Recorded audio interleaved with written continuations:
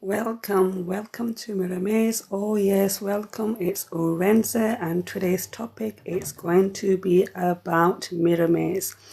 Oh yes, so today's topic is going to be about Mirror Maze. So we shall start at 12:15, but before that I shall put some nasheeds for you. You can listen to the nasheeds. Everybody's most welcome, no matter what faith, what background you're from.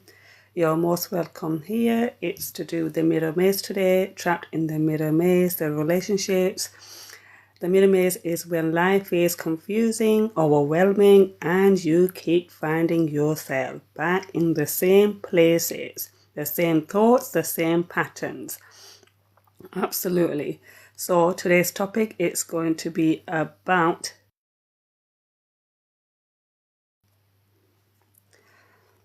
Assalamu alaikum, freedom. I hope you're fine. Assalamu alaikum, sisters. Like I say, so sisters, it's the sisters live today. Brothers, they by all means can stay in the chat section and they can type away in the chat regarding about the topic. Make sure everybody stays in their boundaries, because here we reflect, we rise, and we inspire each other. So today's topic is going to be about mirror maze. So the mirror maze is when life feels confusing, overwhelming, and you keep finding yourself.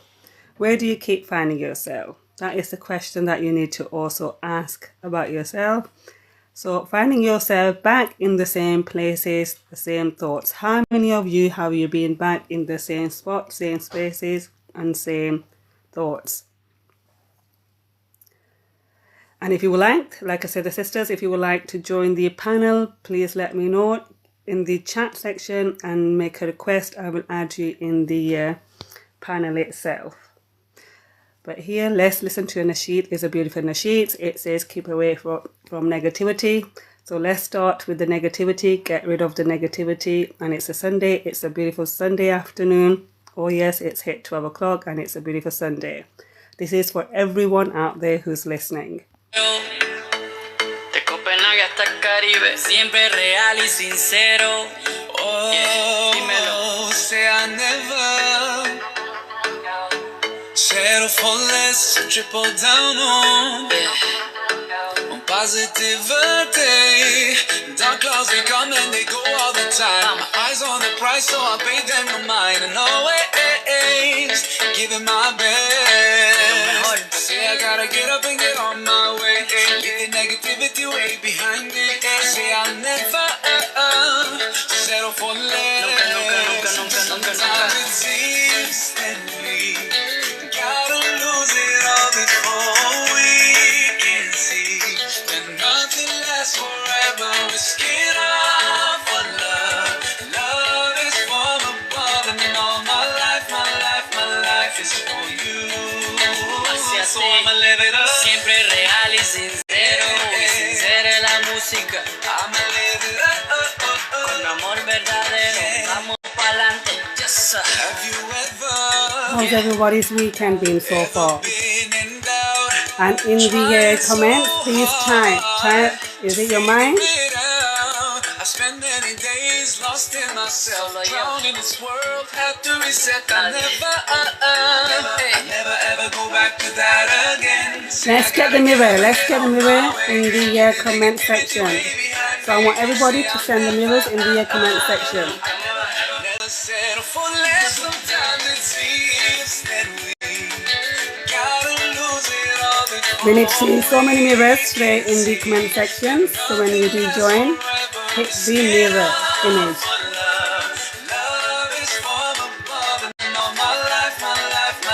Oh yes, always far above.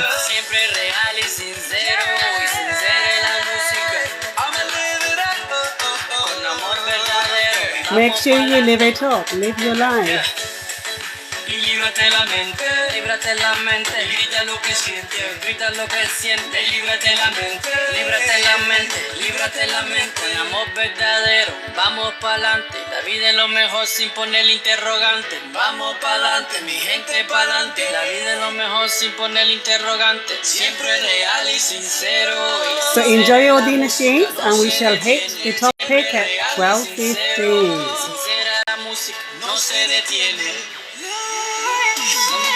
Thank you, Sheeta. Inshallah, see you later.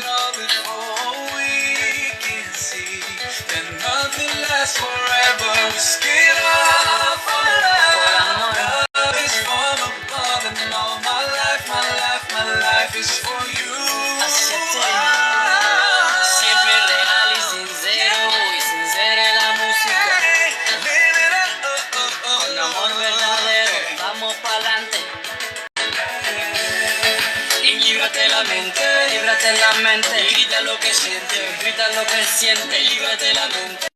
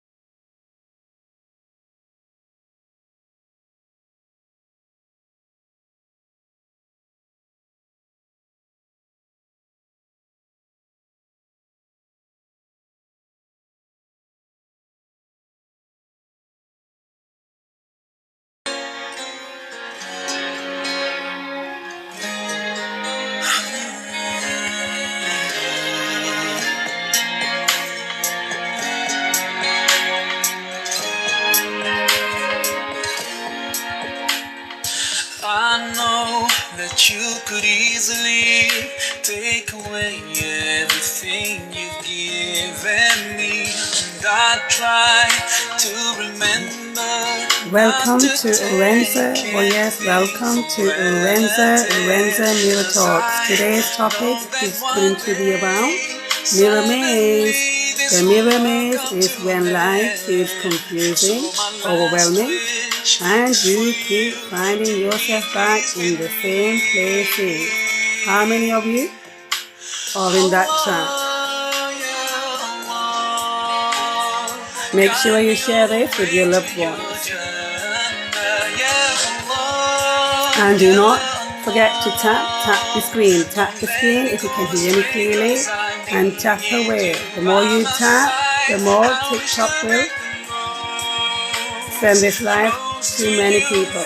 So we reach out to many people out there, because we don't know who might need this reminder. Because sometimes in our lives, we all need reminders. And type away, let me know, how was your weekend? How was everybody's weekend? Like I say, so the brothers are most welcome in the comment sections, in the chat. Make sure you stay in your boundaries, because we rise, we reflect, and we inspire.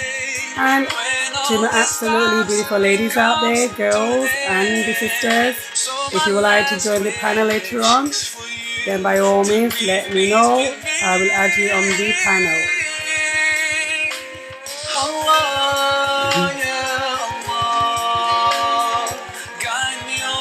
And I want to see lots of mirrors. I want everybody to click, find a mirror, and add the mirrors in the comment sections. We need to hit those mirrors. And I want the weekend hearts, the flaming hearts. Let's get so many flaming hearts in the live podcast today.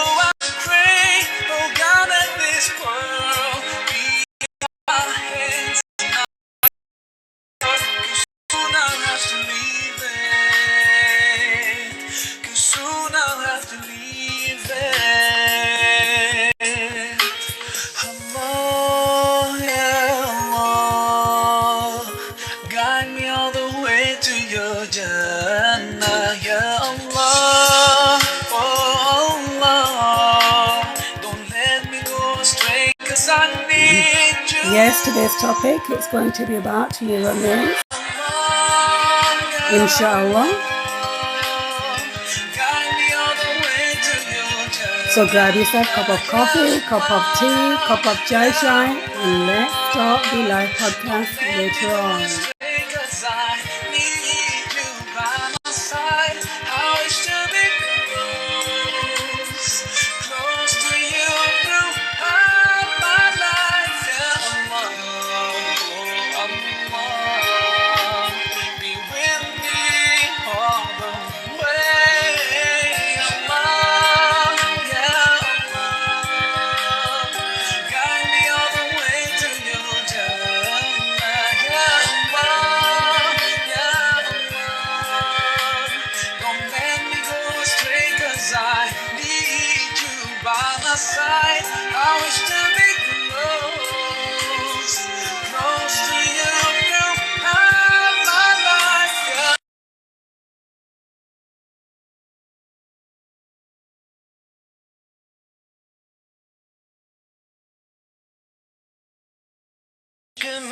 Right. Now we've got this for Urdu lovers and Punjabi lovers out there. This nasheed is for you. Like I said, so it's for everybody. So the nasheeds, we have English, we have Urdu, and Punjabi nasheeds here. It's for everybody. It's nice to have different community, different culture backgrounds, and different faiths, so we all could get along peacefully.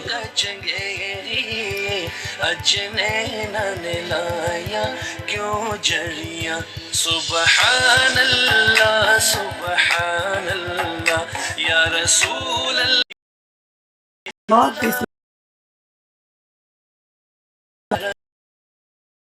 Ya Habib.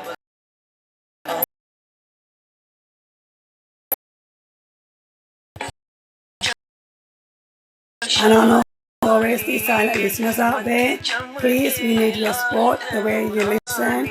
We need you to tap away, tap your screen to send the hearts, because the more you send the hearts, the more you tap your screen, the more TikTok pushes the live forward. And sending the hearts are free, an expression of love, and that you are still supporting while you're listening quietly. So please do tap away. And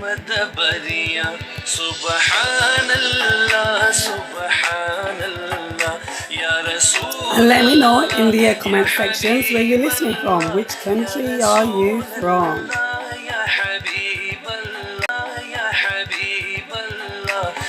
So today the aim is sending the red hearts, the flaming hearts, also the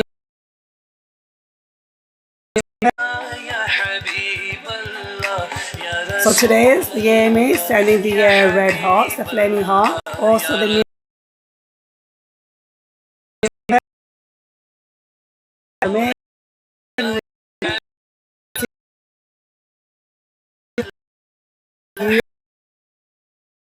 you are the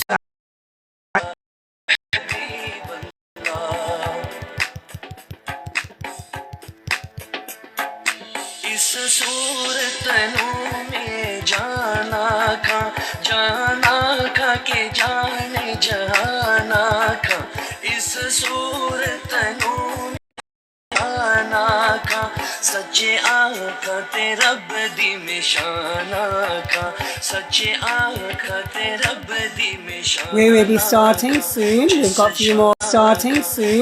few more minutes left.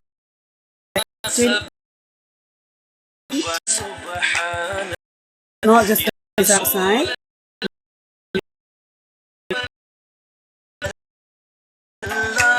حبيب الله يا رسول الله يا حبيب الله يا رسول الله يا حبيب الله يا رسول الله يا حبيب الله يا رسول الله يا حبيب الله يا رسول الله يا حبيب الله.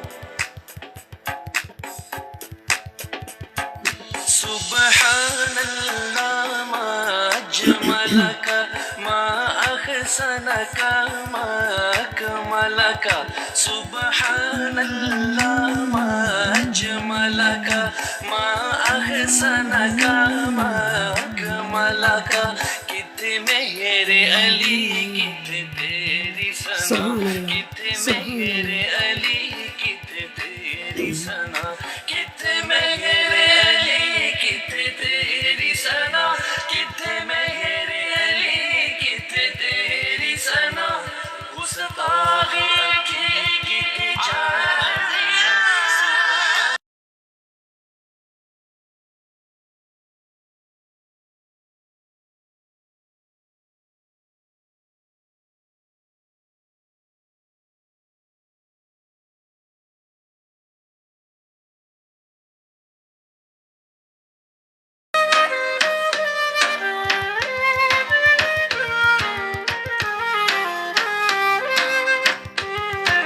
So like I say, so today's topic is going to be about mirror maze. The mirror maze is when life is confusing, overwhelming, and you keep finding yourself in the same places, the same thoughts,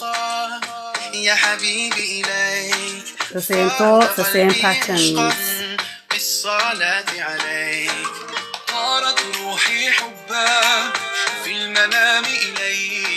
Can you hear me now, Mirror?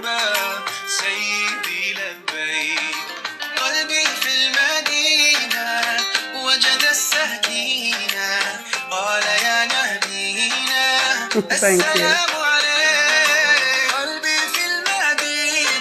So we shall give a few more seconds and then we get into the topic of today, which is to do with the mirror maze. How many of you are trapped in that maze, or how many of you have come out from the maze?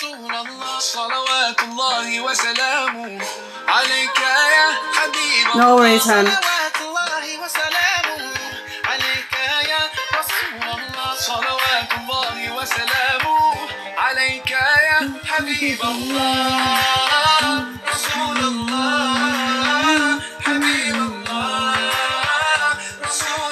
So grab yourself a cup of coffee, grab yourself a cup of tea, chai, and we shall get into today's live podcast.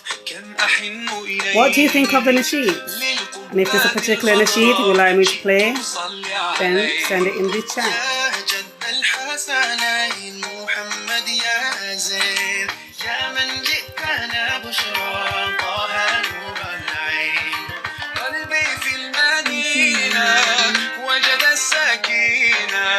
قال يا نبينا السلام عليك قلبي في المدينة وجد السكينة محمد نبينا السلام عليك صلوات الله وسلامه عليك يا رسول الله صلوات الله وسلامه عليك يا حبيب الله صلوات الله وسلامه صلوات الله وسلامه عليك يا حبيب.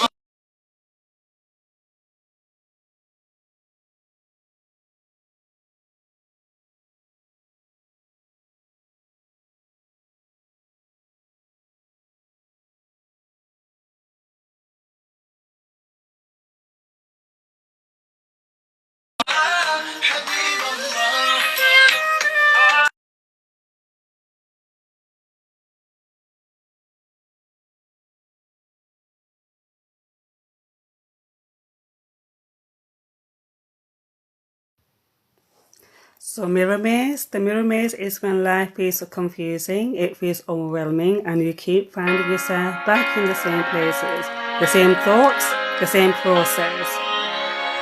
Yes, the reason why I go muted is when I switch to the, when I switch to the nasheeds. Yeah. I'm sorry to the brothers that want to join the live. It's just for the sisters live panel today, but you by all means can leave the comments in the comment section. I was so far from you, yet to me you were always so close. I wandered lost in the dark. I closed my eyes to all the signs you put in my way. Yes, hopefully we'll be giving 2 more minutes, a minute or so, and then we get into the topic today. Like I say, so to the brothers, I do apologize I won't be accepting the brothers coming on up the live panel today. It's just for the sisters. It's the if you want to leave any comments and you want to join by the topic to ask the questions, then yes, great to be here. Jazakallah, thank you. So if you have any topics or any questions, brothers, you can ask us in the comment sections. It's just some of the sisters, they prefer to be just a sisters panel.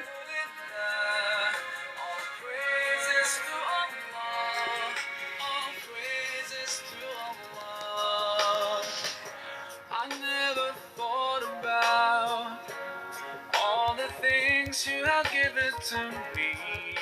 I never thanked you once. I was too proud to see the truth and prostrate to you until I took the first step, and that's when you opened the doors for me. Now, Allah, I realize what I was missing by being far from you.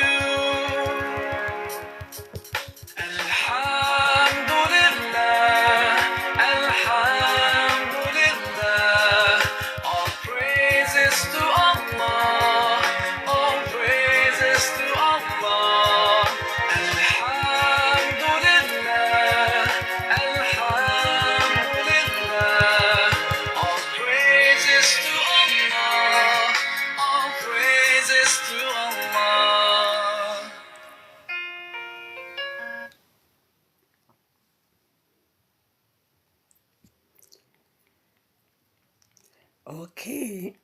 Mind you, if my voice is it's cracking. I think too much talking.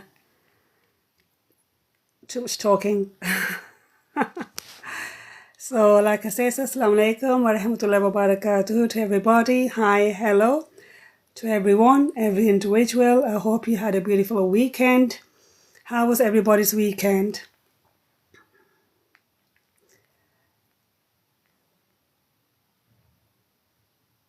So, we're going to be talking about, are you lost in your own life?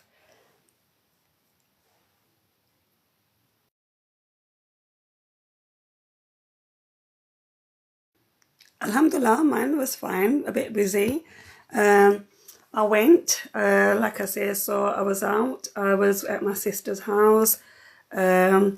It was my nephew's birthday, so I did the biryani there. I ended up doing a live showing everyone how I made my biryani and samosa chaat. And then we were up till 2 in the morning, 3 in the morning. Came home, and then the following day we had to go to my elder sister's then, like I say, so my niece will be getting married hopefully in the summer. And then, yeah, just trying to prepare and sort things out according to that. But besides that, and I think it was raining yesterday. Where I am, it was raining.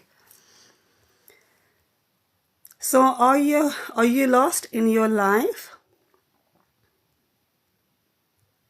So today we're talking about something real, not the life we show, but the life we feel. That's what we're going to be talking about today. So it's life isn't a straight line. Oh yes, this is what we need to remember, that life isn't a straight line. It's a maze. If you agree with that, I want you to type yes. Or leave a thumbs up. If you don't want to type, leave a thumbs up. So if you think life isn't a straight line, it's a maze, it's a maze.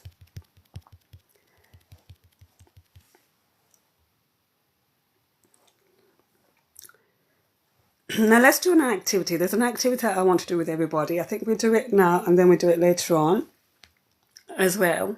So I want you to pick your maze. So if your life was a maze, which one are you in? So if your life was a maze, which one are you in? So I can give you options. So we've got 6 options here. So what you can do is you can just type the numbers in instead of writing. It'd be easier if you could just type 1, 2, 3, 4, 5, or 6. So the first one is the fog maze. Okay, so the fog maze is to do with confused, lost, no direction. That's 1. Or are you the 2, the loop maze, which is repeating same mistakes? Or are you the third one, which is the broken path maze, hurt from relationships? Or are you the fourth one, the mind maze, overthinking everything? Or are you the fifth one, the silent maze? You're smiling outside but struggling inside. And the sixth one is to do with the escape maze, trying to heal and find a way out. Which one are you? Oh, yes, you agree with that. Which maze are you?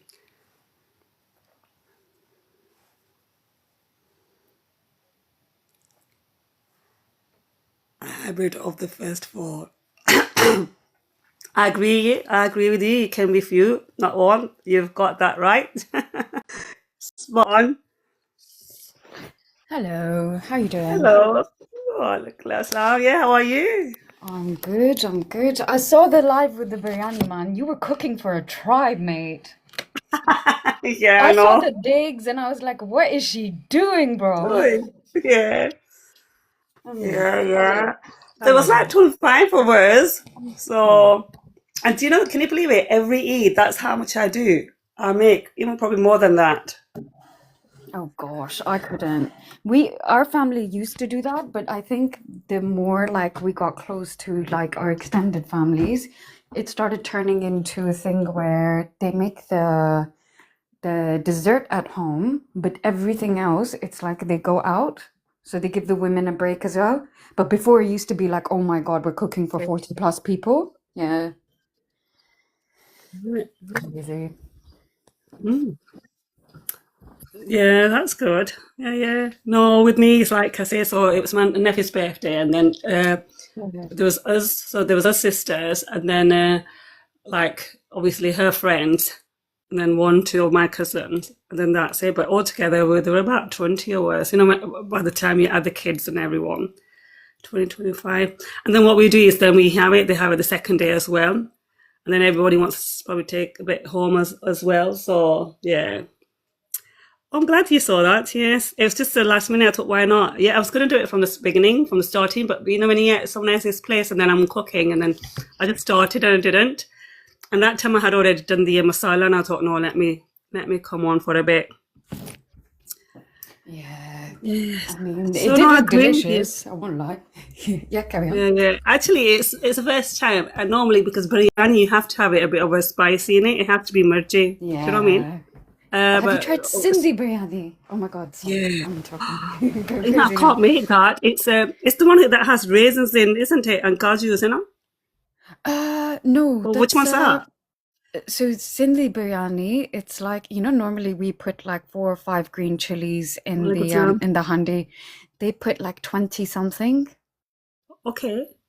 Oh, Um yeah, and this is like 2 glasses of rice. Can you imagine 20 something green chilies? It's and spicy. two. Oh no, I put. Mine was 7 glasses of rice and Mm. 3 chickens. The whole chickens that I had put in. Wow. Yeah, but I like the ones where they have like, where they have like, it tastes sweet as well. I think they have like raisins in, and then they have cashews in it as well. I don't know which one's that. That sounds Afghani, to be honest. Afghani plow or Afghani Hmm. biryani. I think they put sweet stuff like the Arabs and Persians do.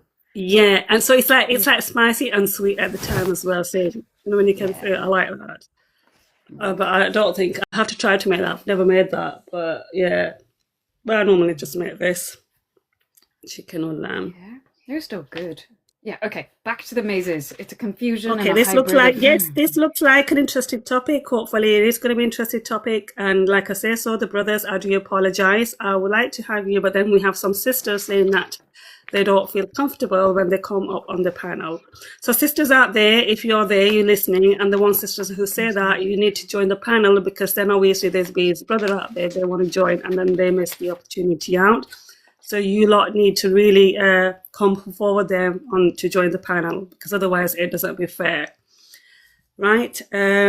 So we were I'm cool talking. with it, by the way, Aurenza. So like, if it's Yeah, just I know me and you're you right cool with now, it. yeah, I know because I've seen you. yeah, It's just some of them, which I don't mind, but it's some of them, the majority of them, they feel really shy or reserved, and they think, oh no, we don't want to, or they have. yeah, And I agree with them because sometimes it could be. Um, I know where they're coming from, because sometimes when they do come, like I know there's decent brothers out there, but then you do get a few who come up and then they spoil it a bit. They'll be fine, and then they ask a bit silly here and there questions, and then that spoils all the purpose, doesn't it? Because I think you should know which live which live panel you're joining, and you could tell from the people's, the page or the the panel itself. So if you think you're here for just, for dating or messing around or asking silly questions that, are you married, or, like personal questions, that's off the topic, then it's not right. Then I don't think, those for the brothers, that's your, this is not your panel. So you need to go and look for somewhere else. But obviously, if you're here to rise, reflect and inspire, and you want to stick to the topics that we talk to, then why not? Alhamdulillah. And we do have a few good brothers out, who do join the lives. Hi, Nick. Nick is all right as well. I've met him on Ziza's live, but I don't know if he's Muslim though. But I do know, like, he's quite. That's fine, as long as, like you say. So over here with the faith, like I say, we believe. My strong belief is that no matter which faith, which background we are from, which culture, we should try to understand each other. We should get along with each other, and we should embrace humanity in the most beautiful way. Spreading love and understanding instead of spreading negativity. So it's everyone to basically learn and join. Yeah, that's it. Yeah, that's fine, love. You're most welcome. Right, so we were talking about the mirror maze. So what is mirror maze? So today we're talking about something real, not the life we're gonna, we show, but the life we feel. Life isn't a straight line. That's my belief. So if you agree with me, obviously, I think Mina did say yes. And everybody else, if you agree that life isn't a straight line, it's a maze, then type yes. And then I want you to, let's play a little activity. Even the silent listeners out there, I know there's so many silent listeners out there. I want you to at least take part in these activities, because it builds, you're finding about yourself really when you take part in the activities. So pick your maze. I want you to pick your maze, and it's from 1 till 6. So if your life was a maze, which one are you in? So I want you to pick one of these and type the number. Just type either 1, 2, 3, 4, 5, 6, or you could type, like Mina says, it could be 2, 3. It could be more. You could, you might fit in more than just one. The maze. So the first one is going to be the fog fit maze. So the first one's the fog maze. It's the fog maze is confused. It's lost. No direction. So if that's you, then you have the loop maze, which is where you're repeating the same mistakes over again and again and again. And then you've got the third one. It's to do with the broken path maze, right? And that's like hurt from relationships. Then you've got the fourth, the mind maze, which is to do with the overthinking everything. Then you've got the fifth one. It's to do with the silent maze, where you're smiling outside, struggling inside. And the final, Assalamu alaikum. How are you, Nay? Are you okay? Would you like to join the panel? And then you got the sixth one, the escape maze, trying to heal and find a way out. And I love that one. So which one are you? 1, 2, 3. Okay, so you've typed the 3. Okay, we know you're going to keep the eye on the comments as well. I know someone said 3. Right, okay, the third one is the broken path maze, hurt from relationships. Yes, I think we all go through that phase. Yeah. And we have been through that at some point. It could be any relationship. It could be,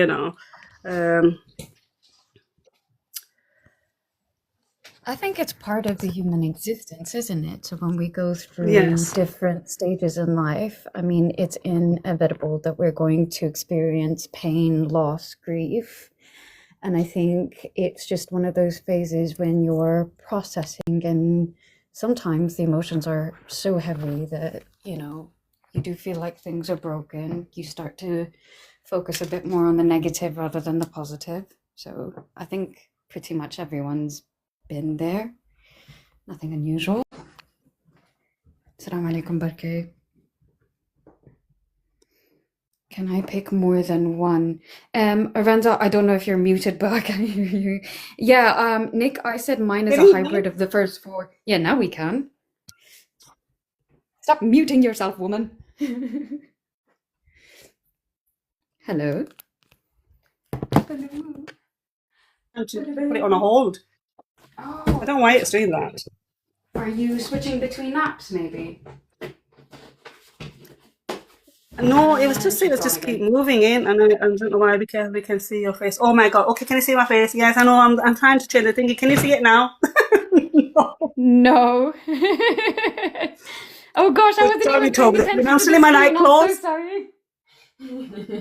Sit in the No, dark. no, no. It's Berkey saying that, and I said, "Oh yeah, not now yet. Thank you, Berkey. Yes, that's why I prefer the other one. Are you okay, Nay?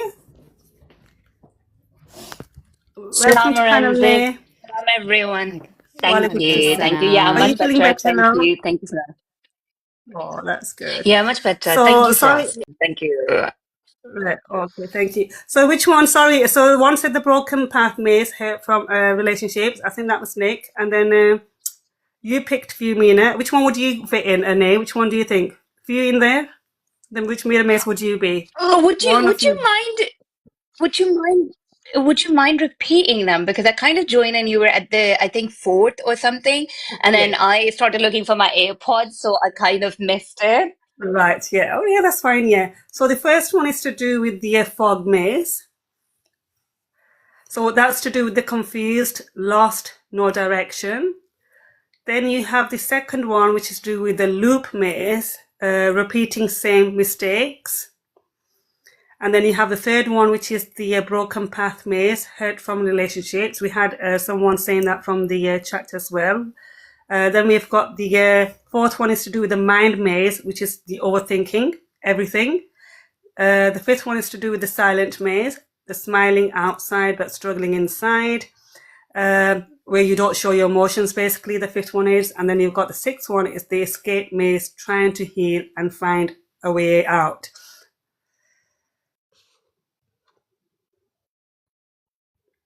Okay, so it's quite interesting. I would say I've covered each one of them for sure, because I think it's now coming to 8 years that I came out of my relationship, and I've been single then, and I have not been able to get into a relationship because of this probably Mm, broken maze.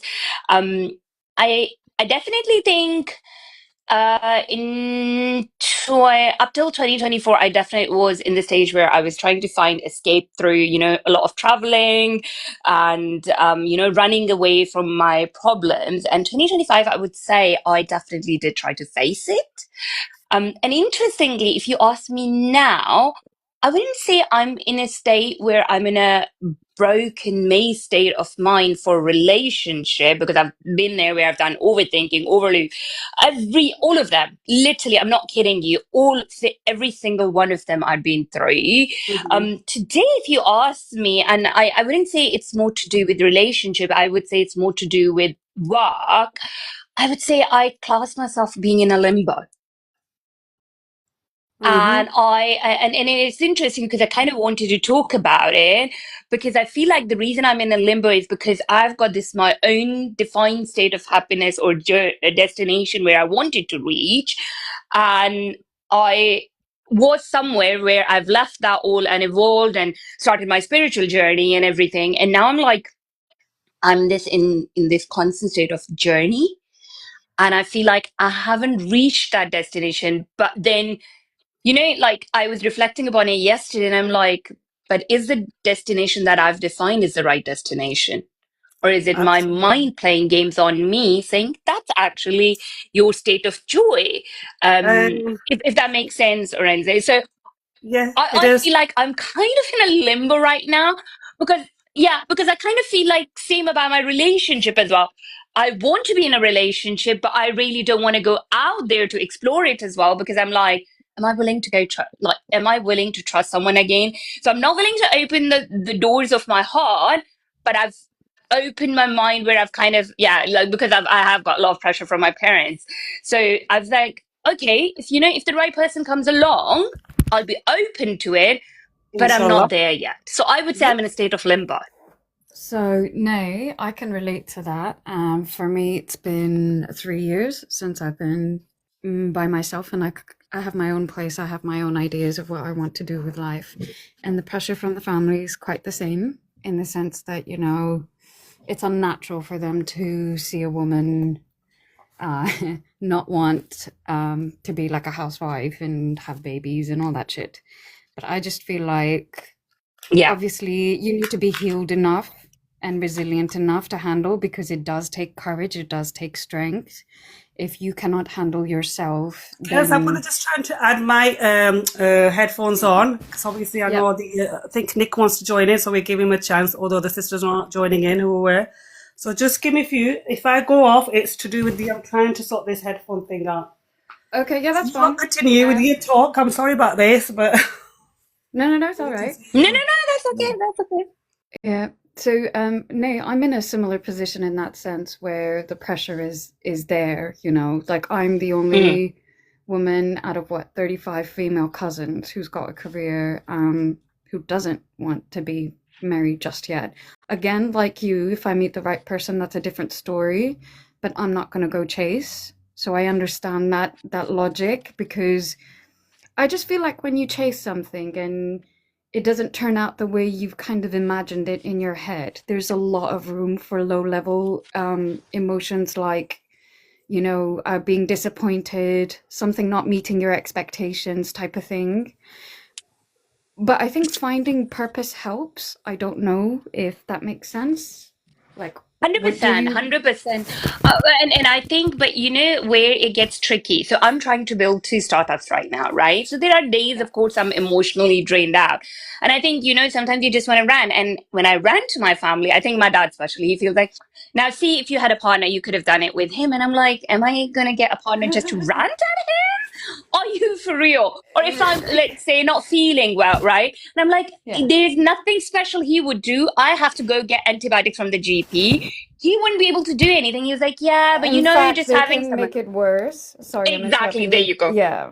Because I've experienced it, isn't it? Like, I had surgery for a stomach hernia, and literally, imagine 5 days after the surgery, the person expected me to like deep clean the house. That lack of Wow. empathy can, yeah. But it's the same, babe. So if I go and if I share my worries with them that, oh, I feel a bit stagnant with work, etc., their solution is drop everything, come home, and let us marry you off.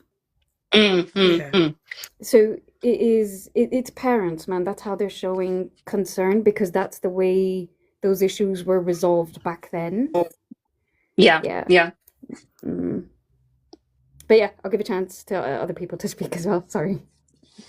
no, you're okay. Hi, Nick. Welcome to Hello, Aurenza thank you Mirror Talks. for How are you? allowing. I'm good. How are you? Fine. And how's everybody else? All good. Alhamdulillah. How's everything with you? Sorry? All good. How's everything with you? All good. Can't complain. That's good. So just to That's touch good. base on this, the mirror maze, obviously I said number 3 for me with broken relationships. I've had to spend a lot of time, with myself to heal up from every kind of relationship I've had, whether for short term or long term.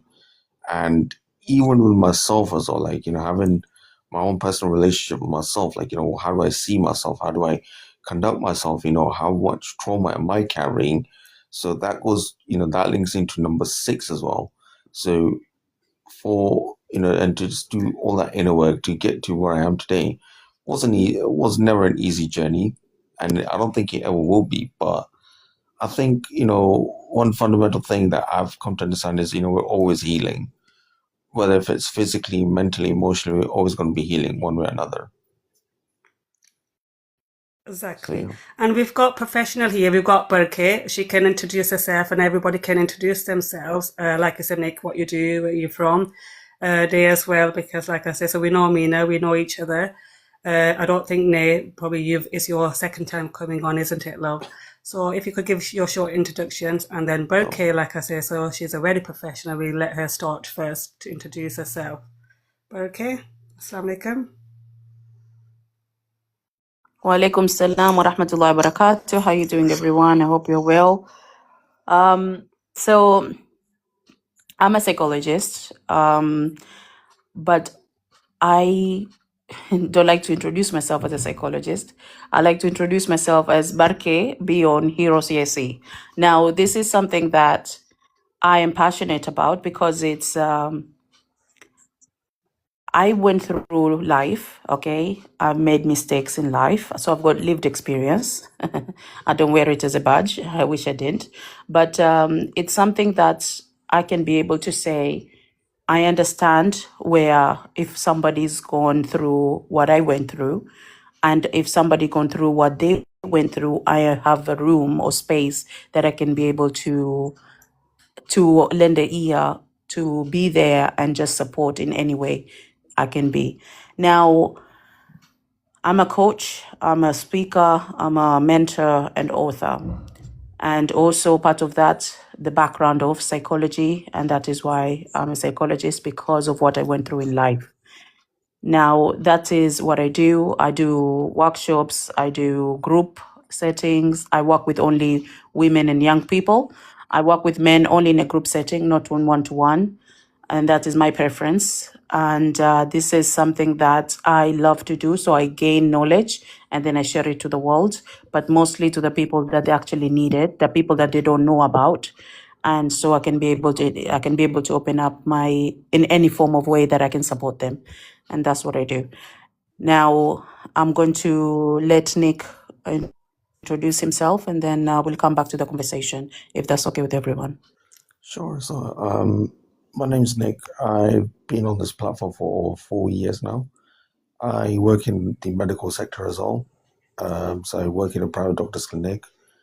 I've got background in mental health and psychology, so I'm an advocate for men's mental health, especially, and I give men the platform to speak about whatever deep issues that they're going through, and even just to advocate in general for mental health. So if anybody does is going through something, or they need somebody to to speak for, then I openly speak about it without holding any punches.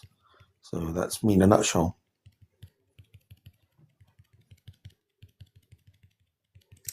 Nay, would you like to introduce yourself? Okay, sure. Salam, everyone. I feel like I don't know how to kind of introduce myself. I feel like I'm like a Jane of all trades, sort of. So I worked kind of in product and tech for 15 years, and I've always done like career coaching for a very long time. And only just last year, one stepped away from my career to start two startups of my own, but both in well-being space.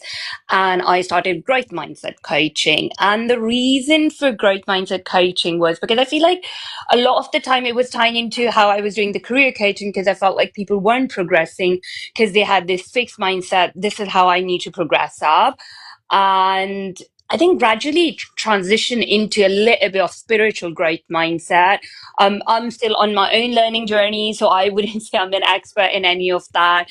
But the two startups that I'm doing are also in the kind of well-being space where we're doing mindfulness with pottery. And it's like Islamic mindfulness with pottery, because pottery is really highly spoken of in the Holy Book Quran. And Oh, the mashallah. second one, yeah, so we're trying to push that a lot at the moment. In like, if for kids, it's doing amazingly well, and we're doing it in a lot of schools. For adults, we're just literally tapping into the industry now. So let's see, fingers crossed, how it goes. But the aim is to kind of move away people from screens, from doom scrolling, from just sitting with their thoughts, and instead touch the clay. And we use a special clay, terracotta clay, and the reason for using that is it's very tactile. And a lot of people don't realize, when I especially talk about the mindfulness part, that clay helps you ground. And the reason that is because you come from clay. And Absolutely. we are created from the same clay that you pottery that potters use for pottery, as it says in Surah Rahman, right? And that's part of the reason we're really trying to push it, to make it, something that people absorb as a hobby. So every time you're stressed, you've got anxiety, you touch clay and it takes you away from all that. It helped me heal when I was going through something terminal, and my co-founder as well. She lost her mum to a terminal illness, and it helped her heal. So together we combined our skills and brought that to place. And my second startup is also in the well-being space, but it's more sort of to do with, more sort of skin and cosmetic side, where people are having reactions to everything that anyone is selling online. I feel like there's so much influencer hype that, oh, buy this, buy that, and people are just spending money without even realizing, and then end up having reaction, me being on the burnt end of it. So I just created this app, which is completely free for people to use, to actually scan your face, get the right products for you. So one, you don't have reaction, two, you don't waste money, and then it kind of helps with the sustainability part of it. But we're not only just doing it for skin, we're developing for other products as well, like food and hair and nutrition, all that. So yeah, those are the two things that I'm doing as a hustle on the side. It's a journey. Let's see if Allah willing is meant to be a success. It would be. If not, great learning curve, and that's where I am at my journey. And I do just live on. Funny enough, I started doing live to kind of promote my that AI startup, but very quickly turned into where people started asking me questions relating to healing and growth mindset. And as Berke tapped into right early on, that sometimes you've gone through something in your life and you feel like, I can share my healing journey. And I've been healing for like 7-8 odd years, but I felt like my actual proper healing, like, which was like, where you feel like I've hit the rock bottom, was last year. Even then, now and again, I still have those really hard days, especially if I'm not feeling too well, because last week was really tough. I was really unwell. So yeah, it's a journey, and I felt like, if I can share that journey of my own learnings with someone else, and if it add value, why not? So that's me. Sorry, I do talk a MashaAllah. lot. Oh, I'll no, pass no, on. no. Alhamdulillah. I love the idea of the clay that you're saying you're doing. And obviously, whereabouts are you that you do those, the clay? Because I think it's really good. So we've started with the Northwest London, and Oh, we're trying to push in Northwest London. So we've already got 3-4 schools. Funny enough, the biggest audience we're getting is from homemade schooling, and people are really like kids. Those kids are really, really connecting with it. Adults, we actually just literally had our first workshop on Friday, which was older senior citizens, because we do want to make it as a thing for carers as well, to help people switch their mind off. So yeah, I think adults, we gradually stepping into, the kids, it's already blown up really well. Alhamdulillah, all I know. praises I to was thinking Allah. about mine because I homeschool mine as well. And I was thinking if you were nearby, I probably would have come and would have joined it. But like I said, I'm further away from you. Unfortunately, if it was somewhere near, if it was like Manchester kind of a side, I would have Oh, seriously traveled and would have come. to be very honest, we are planning to go national. You never know, we might even come for a pop-up, because we are doing like Inshallah. mummy and me workshops. So inshallah, never say never. We might Inshallah. come and surprise you one day. So, but our plan Hopefully, is to yeah. grow it nationally. Our plan is to, but we started Let from me know when Northwest you do. London. Inshallah, Hopefully, inshallah, inshallah. definitely. Mina, your introduction, honey. Assalamu alaikum. I am an accountant by profession, chartered, and I'm a corporate girly. I also work in the ESG space, so I'm quite familiar with what Nay is talking about. My job role involves me looking into the impact that climate change is having on the human body, our nature, why we're all getting sick, basically. But yeah, I'm an advocate for mental health as well, but there's nothing I'm doing career-wise with it. I just like talking about it. And that's my Good. It all starts with talking, isn't it? That's the most important thing. Yeah. Becky, do you want to add something what Nick had said about what he picked? Do you want to say anything before we go? Sorry, I wasn't doing, What so I I had didn't said hear to him, much. okay, yeah. So what I had said to him, which mirror maze would you think you fit in? So I had said to them, pick your mirror, pick your maze. So we had from 1 to 6. So we had the first one was to do with the fog maze, which is to do with the confused, lost, no direction. Then we had the second one, which was to do with the loop maze, which is repeating same mistakes. The third one was to do with the broken path maze, the hurt from relationships. The fourth was to do with the mind maze, overthinking everything. The fifth one was to do with the silent maze, smiling outside, struggling inside. The sixth was to do with the escape maze, trying to heal and find a way out. So obviously Nick did say I think he was in the 3 and the 6. And then Mina was like few. And then Naya said that she could relate to all of them. Oh yes, I had that bit. Yeah. And yeah, so he was talking about taking time out and healing himself and everything else. I remember that part.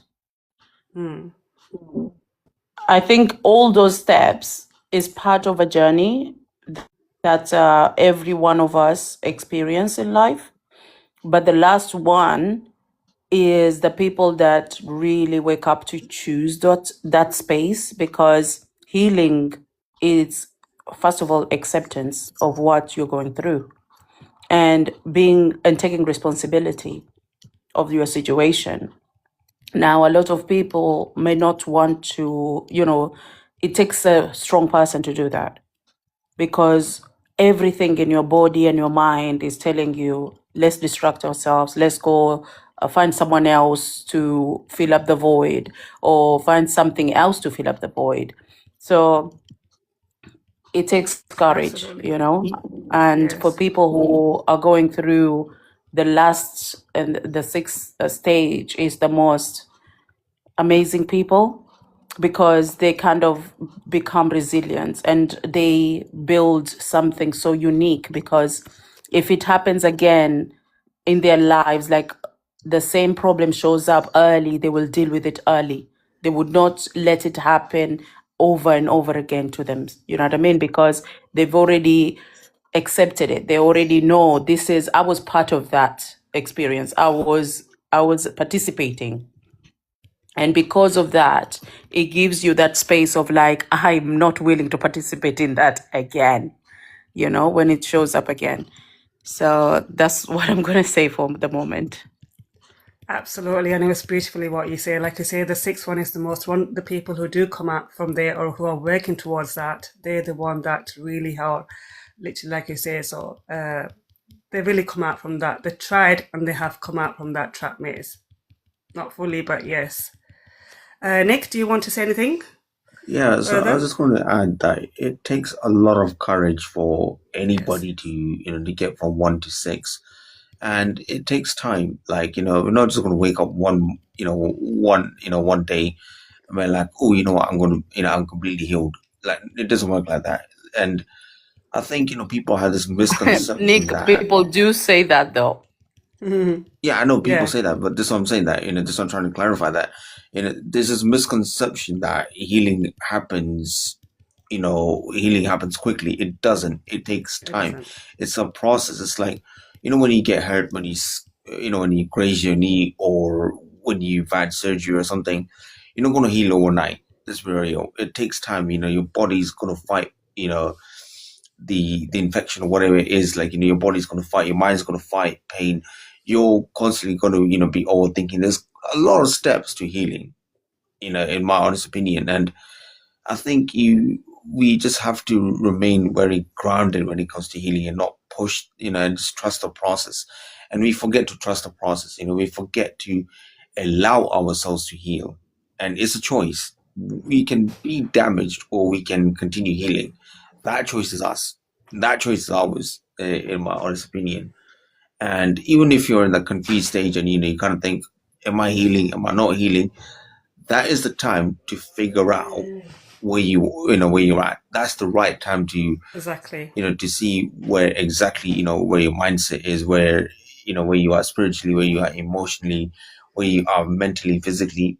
That is the right time to analyze yourself and be like, hold on, I'm at this stage. Like, I'm at this stage. I want to get to the next stage. How do I do that? Ask yourself open questions. And I always refer this to the 5Ws. The 5Ws: who, where, when, what, and so I refer to open questions. Who is it affecting? Where is it affecting? When is it time for healing? So all these open questions really help, in all honesty. And Yeah, it's and also just to touch base on just to one more thing to add is healing is such a beautiful process. We just don't see it in that way. We think that it's very dull and it's time consuming. Yeah, it is time consuming, but it's also a moment to enjoy. It's also a moment to reflect. It's also a moment to allow God to do his work as well. Simple. Well said.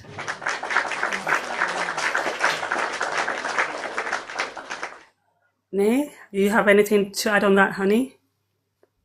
I think what Becky and Nick said rightly pointed out, right? That people think that we are healed. And I had this conversation with someone I know who, after that, their healing actually started.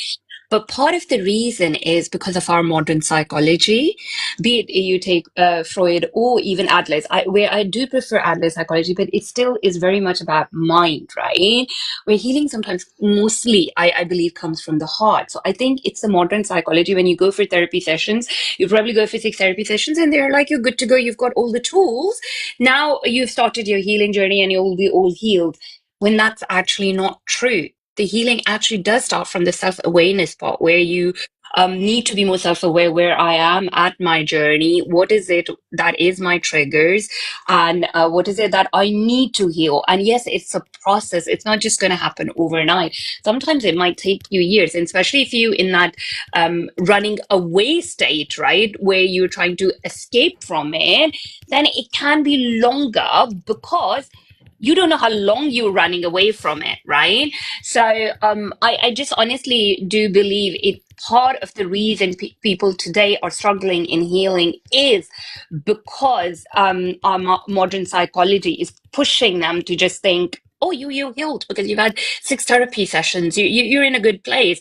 Yet, if you see the suicide rate in the world is increasing day by day. It was literally, I kid you not, around 32%. Now we're today at 48% globally, because people are not healed and then they can't deal with mental pain because they don't have the right tools and they don't have the right sort of self-acceptance to actually go do the healing. And God forbid they end up at that point just, saying, okay, my perfect escape is just, taking my life. I know 2 people in my circle. One, funny enough, was actually my instructor for Ariel. She completely happy girl, everything was going perfect on the face of it, but she ended up taking her life last year, and then my friend's dad did the same. So it's just because people can't cope with that mental pain, and there are no tools out there. And that both of them had been through normal therapy, and I think for men it is even more harder because they're not even allowed to talk about it. Oh no, just because you're a man, society has put this pressure. You shouldn't be showing emotions. You need to be strong enough. You need Yeah, to you be should be over the crying. Yeah. protect. Yeah. So I think honestly, that's part of the reason that people are struggling to heal today because our modern psychology says, yeah, have few therapy sessions and you're sorted. So I think that's Okay. partially the part of the problem. Psychology is Okay. bigger than Yeah. that, okay? And we need to be mindful of it, things happens for different things, okay? Now, psychology itself, okay, is based with, let's be honest, they are fighting within themselves, okay? Different psychology, different field of psychology, they're fighting with themselves because some of them don't agree with the therapy that they used to do. Okay, and now there's a modern psychologists who are more into like Selman, who is into positive psychology, and all the other fields that they're fighting within one another because there's systematic, what you call it, when there's they're fighting about the talking therapy and person-centered therapy. Now, what I'm saying in this modern society, the way we were studying, it was part of our clinical and community psychology where we have to see both sides of this argument. Okay. People, when anyone goes to therapy, they are there to do one thing, okay, to get you back to work. They are not there to help you with your deep rooted cause of what you're going through. Most of the time they don't, because 8 sessions that they're there for is what you're currently going through now. Okay. And sometimes it depending on what it is, I cannot go to work. I'm having depression. Why are you having depression? Where has this depression come from? And all of those things is just putting a band-aid. Okay. It's not really, let's dig deep on this pain, where it comes from, and then we can heal the inside and cure this problem. There's no time for that. You can't put 8 sessions for that. You cannot do it. It will never happen. I add something as well. So as Go someone on. who's gone through those stages as well, people who do have high functioning depression or anxiety or unaliving tendencies, they tend to learn how to mask very well. And I think it really depends on what exactly was shared and what was that relationship with the therapist as well. Because, like, for example, if I was to say that, the people I've spoken to about my mental health, I've never spoken to them about my attempts or any of that. It just really depends on what went on those therapies. Yeah, I guess you could say that there should have been signs and they should have read into it. But again, it really depends on how long they've been masking for and what their non-acceptance level was. That's what I mean. Every case is different. And when a person comes in, okay, for example, they come in, they are going through something. Now, if you're talking about a clinical field, most of the time they've been ordered to come there, or somebody called them, they had no choice. Like, it's not in their consent to be there. They didn't choose that. Do you understand? So most people, then that they will have to go through proper admission and all of those other things. But when you're talking about you yourself going to a therapist, it's up to you how far you want to go. But if you're going to a hospital for one thing, they will stick with that one thing. You know what I mean? And that is the saddest thing, but that's the reality of what is happening. Because every company, organizations, they all have KPIs. They all have they need to get on with the targets. They need to get on with the time limits. Even though sometimes there are people, they will go, they will not be able to get the same service that they're supposed to have unless they go outside in private to get that support. But within NHS, it's very hard, man. It's very hard. And this is why, for me, I believe that getting the education, getting the training, and for me to open my organization so I can be able to support people in a different way, this is one of my answers. You know what I mean? Because working in NHS or working in a clinical field, you are stuck in that system. You cannot help people further than what you are given. You know what I mean? So it's very hard to do that. And then the willingness to change as well. So, for example, you're talking about mandated therapy. I know quite a few people that were within my circles or I was mentoring. They had substance abuse issues and they were mandated to go through certain therapies to help them, stay in work, come off of benefits and that sort of thing. And the thing is, people play along. Yes. Just to say, I tried. Again, I'm not trying to minimize someone's pain, but the thing is, no, but everyone is different. Yeah. There are people who wants to be helped. Do you understand? Yeah. And they will go and look for that help. But there are people who are just there. I just want to pass this section for me to get on with my life. Yeah. So everyone's people stop different. asking questions. Yeah. Yeah. It really depends, I guess. Yeah. No, Berke rightly said, I think it's just literally being stuck in a loop, because both the people that I mentioned, one, it was in a work activity for them. My friend's dad, he was in like 68-year-old man. It was more thought he went and seeked out help because he's like, I need help after COVID. I'm really struggling. And then the girl that I'm talking about, she was again self-employed, and funny enough, like if you ask me, her personal training thing was doing really well. But and both of them like went and seeked out help, but they did not get the right sort of help, or maybe I don't know, like what they said in those sessions and everything. But it just felt like even okay, after the therapy is complete, maybe they could have been given some tools to go seek, even if So you rightly pointed out that it was due to them going through the cycle of NHS, and NHS hands are tired, because they have to go through a certain procedure the way they've been instructed and everything. But I feel like you can still give people tools to go away to for them to get, like, go and do your own self-help sort of thing. They don't get given either, right? So I love the fact that you've gone and opened your own organization, because you're like, okay, I'm not going to be bound by these defined rules, because I actually really do want to help people. So see, that's the difference between you and any other psychologist. And that's why I said, like, modern psychology for me, it's like what NHS is practicing today. They really need to shift their way, because it is impacting people's lives.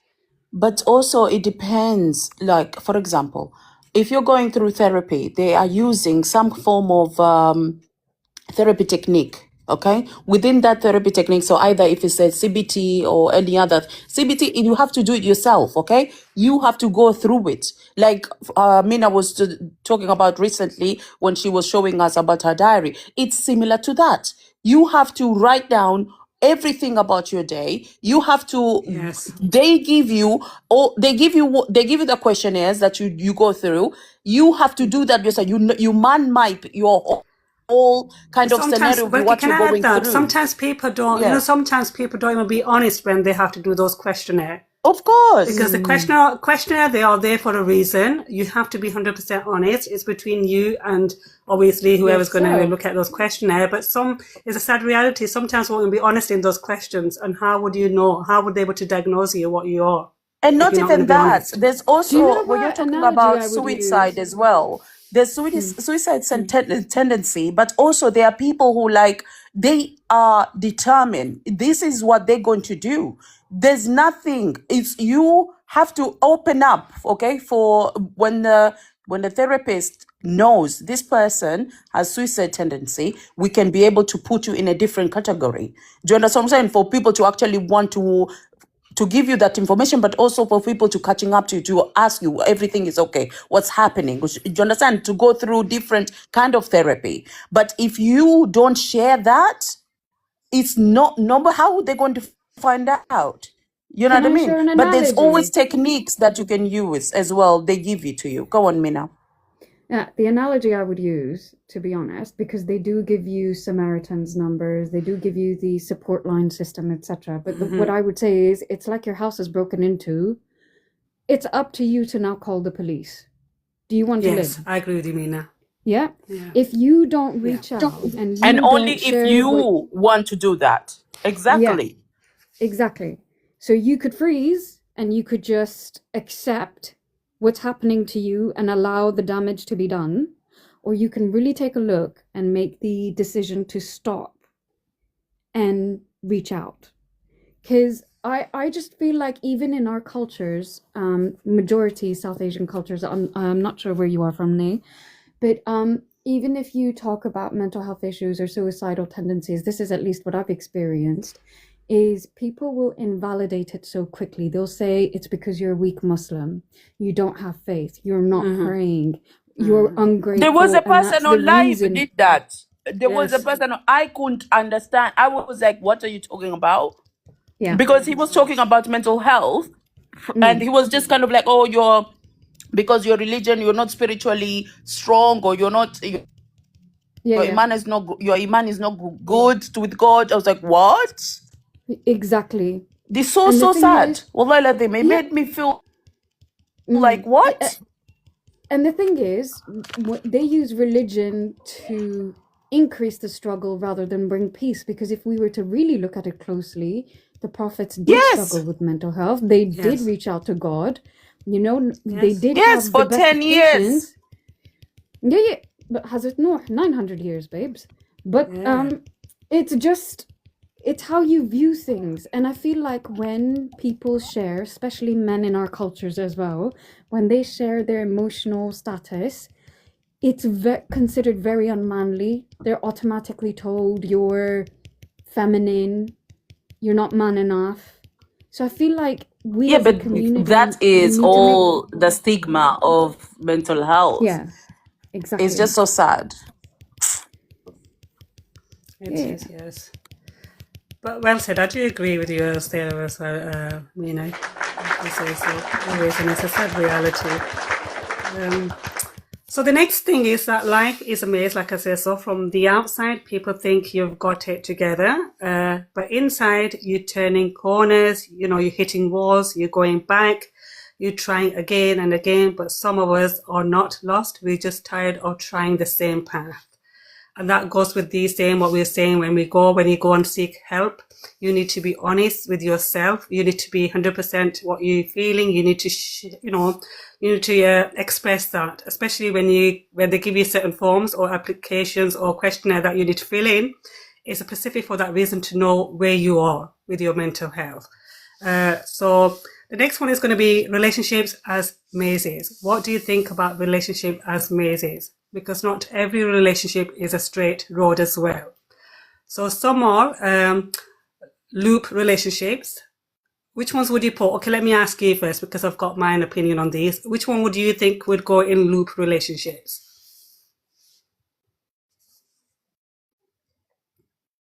Anyone? I don't understand the question.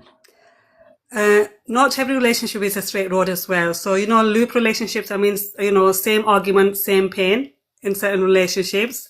Then you have the blocked paths that you don't have no communication. This is the relationships we're talking about. It could be any relationship. It could be siblings. It could be work colleagues. It could be, your partners, your parents, or it could be, like I say, so also there's illusion paths, looks good outside, but empty inside. So how would you relate that with the relationships that you have gone through, or people have going through, or what's the struggle nowadays? Because I think every individual is going through different struggles with different relationships, and some are going through not only one relationship struggles, but they're going through many. I would say I think our parents breakdown. Sorry. It's okay. I think our parents went through illusion. Is it illusion or delusion? Illusion path. Illusion. Looks good outside, but empty inside, yes. I agree with you. Definitely with your parents, yeah. Especially, I think, the mothers. Yeah, exactly. A lot of women went through that because outside, everything is Gucci, everything is amazing, everything is cool. But inside, it's like there's troubles, but nobody wants to talk about it sometimes, and that's the saddest thing. Yeah, exactly. Mariana, Assalamu alaikum. Troublemaker. Assalam. How are you? Are you feeling better? I don't know. Oh gosh. Guess what happened? Did you even sleep today? No, guess what happened? I fed my child, my 10-year-old daughter, to put her to, took her to my bedroom, laid her down. She goes to the toilet, wipes herself, and she started her period. Oh, 10 years old. MashaAllah. Yeah, I'm like, shit. MashaAllah. Subhanallah. I wish I had time. Like, subhanallah. Yeah, so now I'm running around trying to find pad that she's more comfortable to wear because I tried all the pads in the house. She refused. Okay. So I'm like, because there are different sizes. They probably needs a smaller size. Yeah, so now I'm running around like buying. I even bought women's pull-up, all sorts. Can I'm like, mashallah, like, this was a great morning. You have such a good beans inside, huh? Mashallah. She's very healthy. I was going to torment her. I was going to say, welcome to the teenage years, the hormones that your mummy had to deal with. Oh my God. You have to deal with it now. Like she's autistic, non-verbal, like help. Like I don't know what to do. Like I've been teaching her, getting her prepped up for it.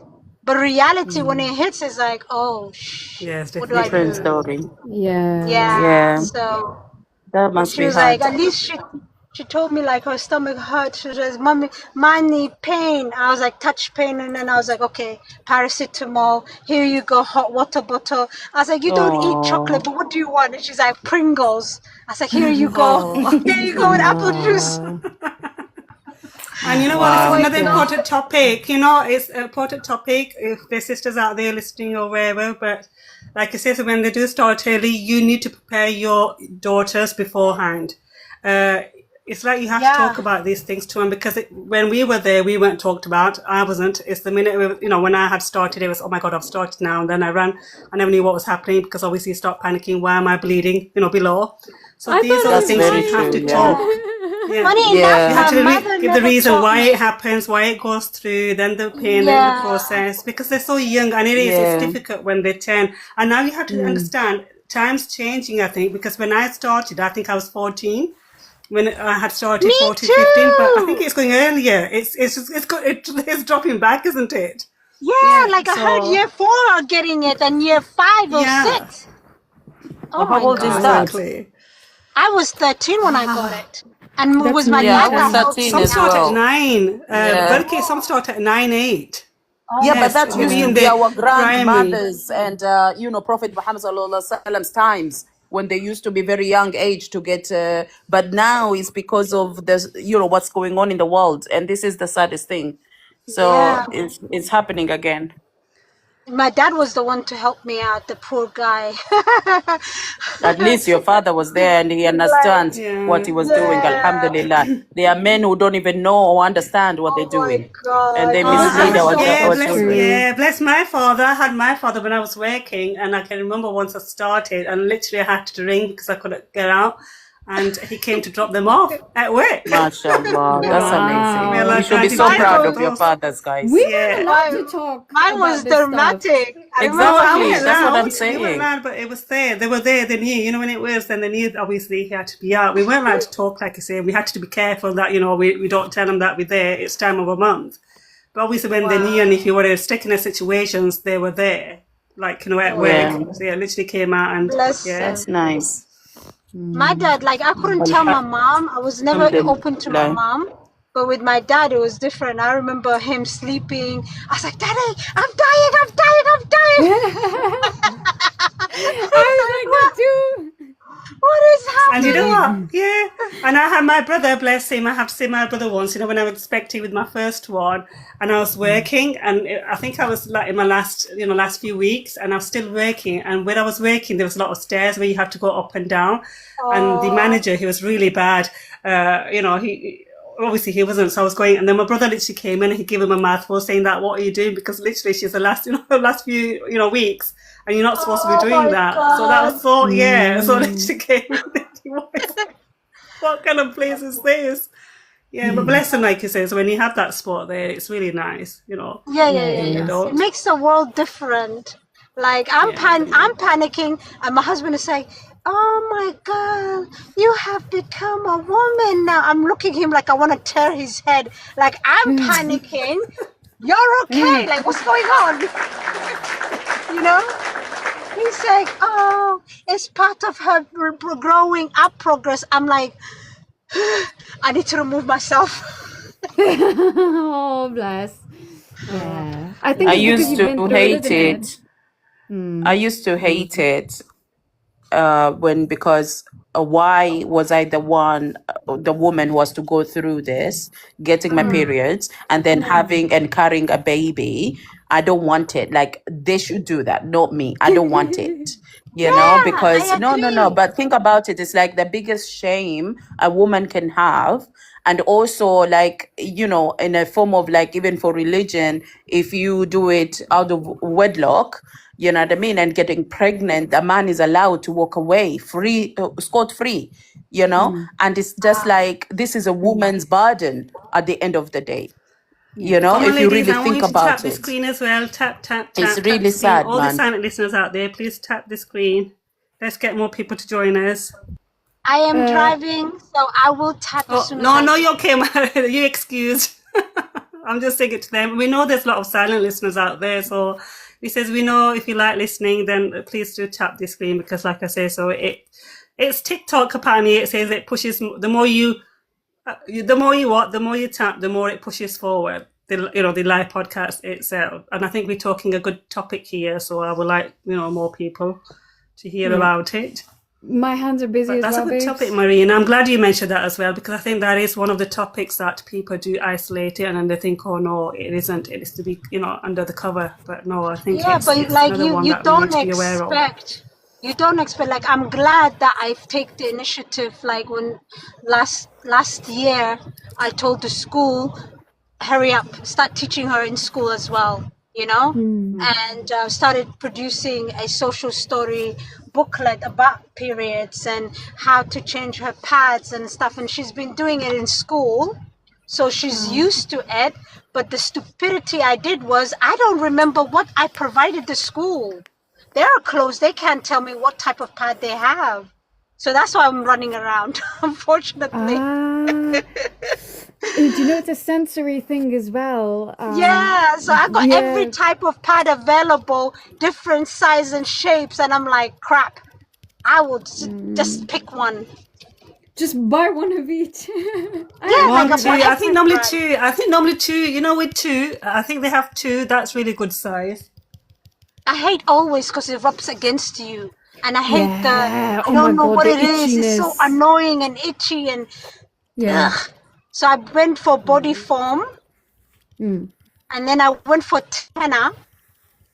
I was like, they're quite soft. And then I found ladies pull-ups ones. And I'm like, this is good for nighttime because I don't have to worry changing her. I can just make her wear this and let her go to bed. Babe, there might be some that are specific to sensitive skin. I'm ASD as well, by the way. I'm AUDHD, so I've got autism and ADHD. So that sensory thing bugs me as well. There are some, I don't know if it's Always or there's another brand. They do skin sensitive ones. I just bulk buy them. The tenor? Is it tenor? I'm gonna have to check. My hands are busy right now, but I'll send you a picture. No worries. Like text me when, or no, I mean message me whenever you do. I'll send you. No, thank you so much. Cool. I didn't even know they had that part, like particulars. Whoever, man, it's okay, no problem. I did tell my husband, let me do the injection. He was like, never, you will not. Do experimental. I know, with my daughter, I get her Always, and I get her size basically one normal wings. They're not too long, and they're not, and they're for sensitive skin. Doesn't it eat her? Does it not? It's a pink one. Does it not? No, because they it says sensitive on it, so it says Always sensitive, and it's a light pink. Yeah, and they're really good, and it's because she's obviously, like I say, so she's she's in that age range, 13. And then she prefers that size. And I think that might be ideal for her as well. Yeah. I've got the pink one that you just actually mentioned, surprisingly. But yeah, let's see what happens. Inshallah, bikhair. Okay, I hope she doesn't develop aggression. That's my biggest worry. Like I was looking at her side eye going, are you going to be like mommy hippie style, like laughing and all, or are you going to be a demon right now? Just make sure she has the food she likes, innit? Yeah, sorry. Carry on. No, you're okay. I was going to just continue with the topic, but yes. Anybody wants to say anything else about anything? Thank you so much for the help, though. No, it's our pleasure. It's good that you brought the topic up, like you say. So that's what you do. That's how you make people aware as well, especially the ones that are being, brushed underneath the rugs. So relationship as mazes. So we were talking about, like you were saying, Berke, I think it's our parents that they are in the illusion path. Looks good outside but empty inside. Basically it's dead ends in it. You give, they take. So that's what it used to be, I think, with especially the mothers that are, the other earlier times. You give it, but they be giving it all the time, but there was no return in it in any way. So sometimes the person you thought was your exit was actually in this life as well. Like it's still happening with some of the relationship. It's kind of like a lot of women, they give so much, but what they get is less than. It's always been in it though. Like, I think the responsibility of a mom no matter how good a father is, they can never do the same as a mom. And if the mom is a type of that likes to get particular things done, or she's too involved, she's gonna make herself tired and exhausted. And like that's today my mom was telling me of it. She was like, you came from work, you finished at 8 o'clock a night shift, and you're still running around outside doing what? I'm like, yeah, but my daughter, and he's like, but that's her father, what are you doing? Why can he do the same thing that you went out? And I'm like, but he doesn't know, like, and she's like, there you go. Don't come and tell me later on you're feeling sick. I think that's what's happening a lot in most of this modern society, modern relationships now. Because when I was married, okay, my husband at the time, he won't do some things that I felt I have to do, but at the same time, that gave him the free card of it's okay for you to behave that way. But I didn't realize at the time because he was making me to be the man. Like, no, don't wait for a man. You do it, and it's not nice because even sometimes like there will be guests, you know what I mean? And I'll be like, can you please do something? He'll just take his time not doing it. And then I will just get up and do it. And that used to hurt me a lot, but because I never used to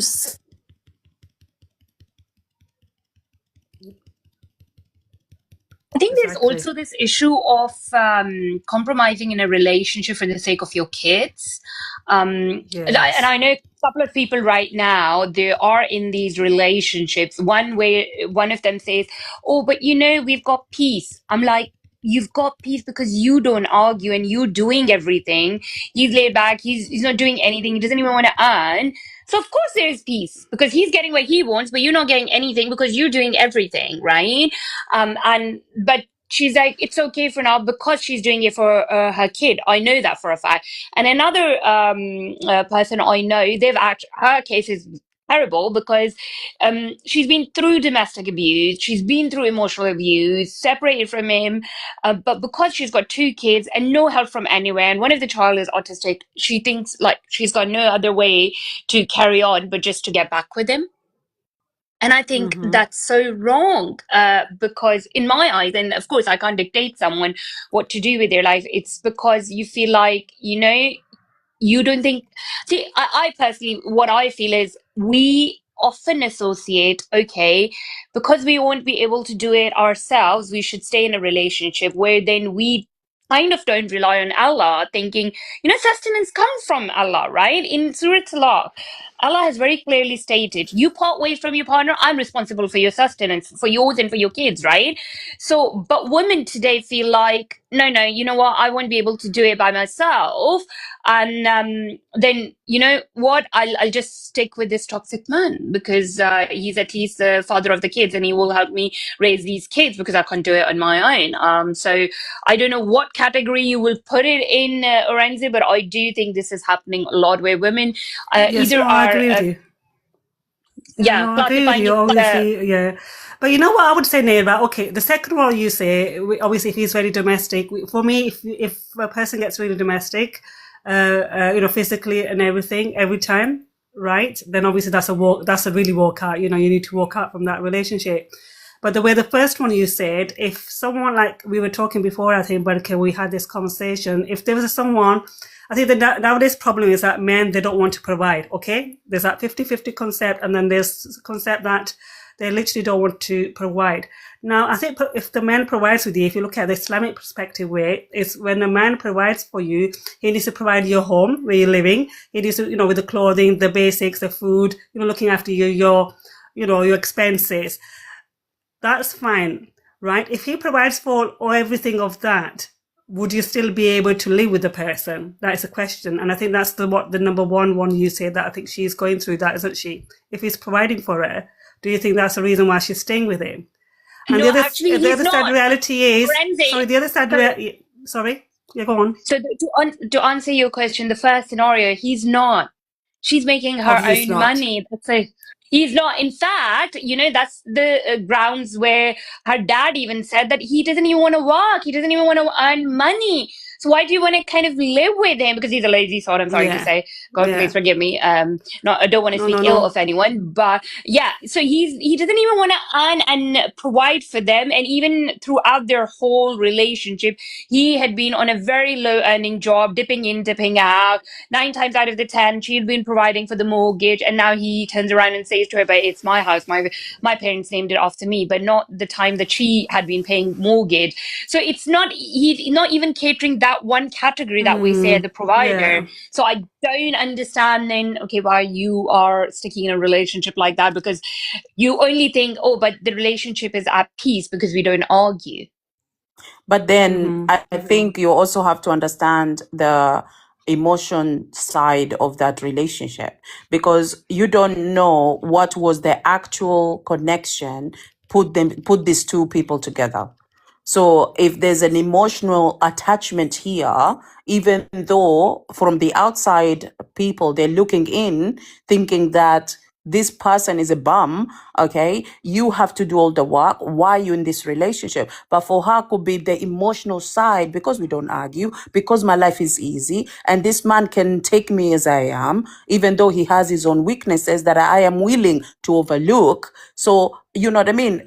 This should be the way I want it to be. But then in some ways, she's not getting everything she's expecting at the same time. And that's where the problem comes in. And so a few years back, they during COVID, they did kind of separate. So she did come and stay with me at that time. And the argument at that time was he never used to take a stand for her in front of her family, in front of his family, right? So she was looking after the in-laws and providing for everyone and everything. And as a matter of respect, she always said, like, you know, when people are taking a dig at me, the least you could do is take a stand for me, right? And he never understood the concept. He was like, I'm not confrontational. You know, I hate confrontations. So again, an argument happened where he didn't take a stand for her, so she just walked out. So she just literally walked out. And I remember she stayed with me for a couple of months. Then she went to her parents and she stayed there for a couple of months. And then I think her mother, may God rest her soul in peace now, she forced her back into the relationship because this was an arranged marriage from day one. So she did say to me, that friendship that we had prior to me walking out, that's completely fizzled out. So it's more sort of a relationship for the sake of the daughter now. But I can see it's taking a toll on the daughter itself as well, because a very small incident. I remember we had done our thing. I went to drop her off, and I had some sweets. So I said to the kid, I was like, "Hey, do you want to take some sweets for you, auntie, and your dad?" And she's like, "Nah, I ain't taking it for my dad. I'll take it for the auntie." So it kind of tells you, because there was already some sort of disagreement happening, and now he's just off the cusp, got up and said, I can't deal with everything, and gone on a jolly and left them. That's the saddest thing. So for me, it just feels like she's not ready to take, you know, to break it off 100%. So at the same time, and the child even looking and resenting the father. So it's very hard, man. But this is the thing about relationship, you know, it's both sides. Like literally, sometimes you look at it in a form of like because I think of relationship as like a seesaw, okay? And seesaw, the only way to balance it if every person sits on that chair. You know what I mean? You have to sit together to balance the relationship. Any one person move away from that, it falls apart. So it's not going to work. And even if you say, I'm doing it for the sake of my family, or I'm doing for the sake of this person, I'm doing for the sake of my children, it's not going to finish. It will end at some point, because those things are not really the baseline of the relationship. It's very sad, man. Can I say something? Yes. Like I said, so sometimes the person you thought was your exit, it was actually another wall, wasn't it? So that's what's happening with these two, you know, what you've just mentioned. So sometimes the person you thought was exit in your life, but was actually another wall. And like Barke says, sometimes it's so hard in a relationship because you don't know exactly how they're connected, the emotions. Because I personally think when you do get married, there will be some good times that you've had within that person itself. It's just the different thoughts, different opinions. And then now the financial sides, it's a very sad reality when men don't provide, when they don't take that responsibility, especially when they come from the Islamic perspective way, from being a Muslim, that you need to understand that is your responsibility. That is your first that Allah has told you to do. And I think sometimes women, nowadays they want to go out, they want to work. And I think that makes it worse because when they want to go out, they want to work. And then they say it's fine if we pay for it as well. And it starts from there when they start saying that I'm going to do and I'm going to pay for it. And then that makes them more lazy and then they back off. And the other thing is the sad realities, the ladies nowadays, girls nowadays, especially the youngsters, what I've seen is that they want everything. So they're not happy in the bare minimum. That is also, it's in the Islam that obviously if he provides for your house, if he, feeds you, if he gets your clothes, if he, looks after you, but if you want to go out now and he says, I want to buy a Gucci bag or I want to buy basically, he can only afford 70,000 house. And then you say you want to buy a 200, God knows what. It doesn't work that much. So I think there's too much expectation even from the girls now that they put too much demand. I think that's a wrong way of going about it. Now, if we think about this, okay, in Islamic perspective, they have a wajib. Before you get married to anyone, you have to make sure you can afford this, okay? That's bare minimum. Okay. Now, if a woman is working, she's not supposed to put that money back into the family. She's in an Islamic perspective. A man has his responsibility. He has to do that. So her money, she can buy the Gucci bag. She can buy the Chanel. She can buy whatever she wants. You know what I mean? That's her money at the end of the day. Also, go on, Bina. sorry. What I would say, so a couple of things there. Sorry, I did try to interject a couple of times. I think what I would say is that the story that Nay shared about her friend, I genuinely think because it's an arranged marriage and the only way that you can displace a person enough to accept a arranged marriage is if you've displaced them, right? So somewhere along the line, she's been told that that's the best she can do and she needs to settle with that individual. I've seen this close up in my circles. So her self-esteem, self-worth is 6 feet under, right? And the thing is, if she was to take a stand, by the looks of it, if she was to take a stand and let's say remove that person from her life, the stigma of being a divorcee is probably going to shrink her circle even more. So the little bit of emotional support that she's getting from, let's say, extended family members, her family, etc., that won't be there anymore because the stigma of shame of being a divorcee in our cultures is a different story as well. Exactly. When it comes to materialistic things, listen, in our religion, we're told to be the best version of ourselves. So if I'm an accountant, I have to be the best accountant I can be. And if that gives me monetary advantages, I'm allowed to use them to present myself in a particular way, which is a status symbol. So if the woman is materialistic, the guy married in the wrong tax bracket, I feel. Yeah, but this is what I'm saying. They have to deal with this early on before getting married. You know what I mean? Because the characteristic, for example, a man says, I want a woman who can do only 50-50. You're a Muslim man, aren't you? What are you talking about 50-50? There shouldn't be there shouldn't be any talk about 50-50. Am I going to have one child, you're going to have another child? Are we going to do 50-50? Like, what are you talking about? Do you know what I mean? And the girls need to say no as well. And the girls need to say no as well. No, it's not right. You know what I mean? But it should be okay to say no in the first place as well. But there isn't. Sorry, go on, Mina. I just feel like in a lot of the Muslim cultures, and I don't blame the religion for this, but for some reason, somehow we've translated a woman getting married to being a personal servant to the in-laws. So even if the guy can afford having a separate house, based on family, wealth, etc., the family values will not allow that joint system to break. So she's already exposed to emotional abuse. And it's shit. I don't know. I mean, you've raised very, very, very valid points. Two, one, right, that, a man married into a wrong bracket. I totally agree with you. 9 times out of 10, if a man can't afford that, he shouldn't marry.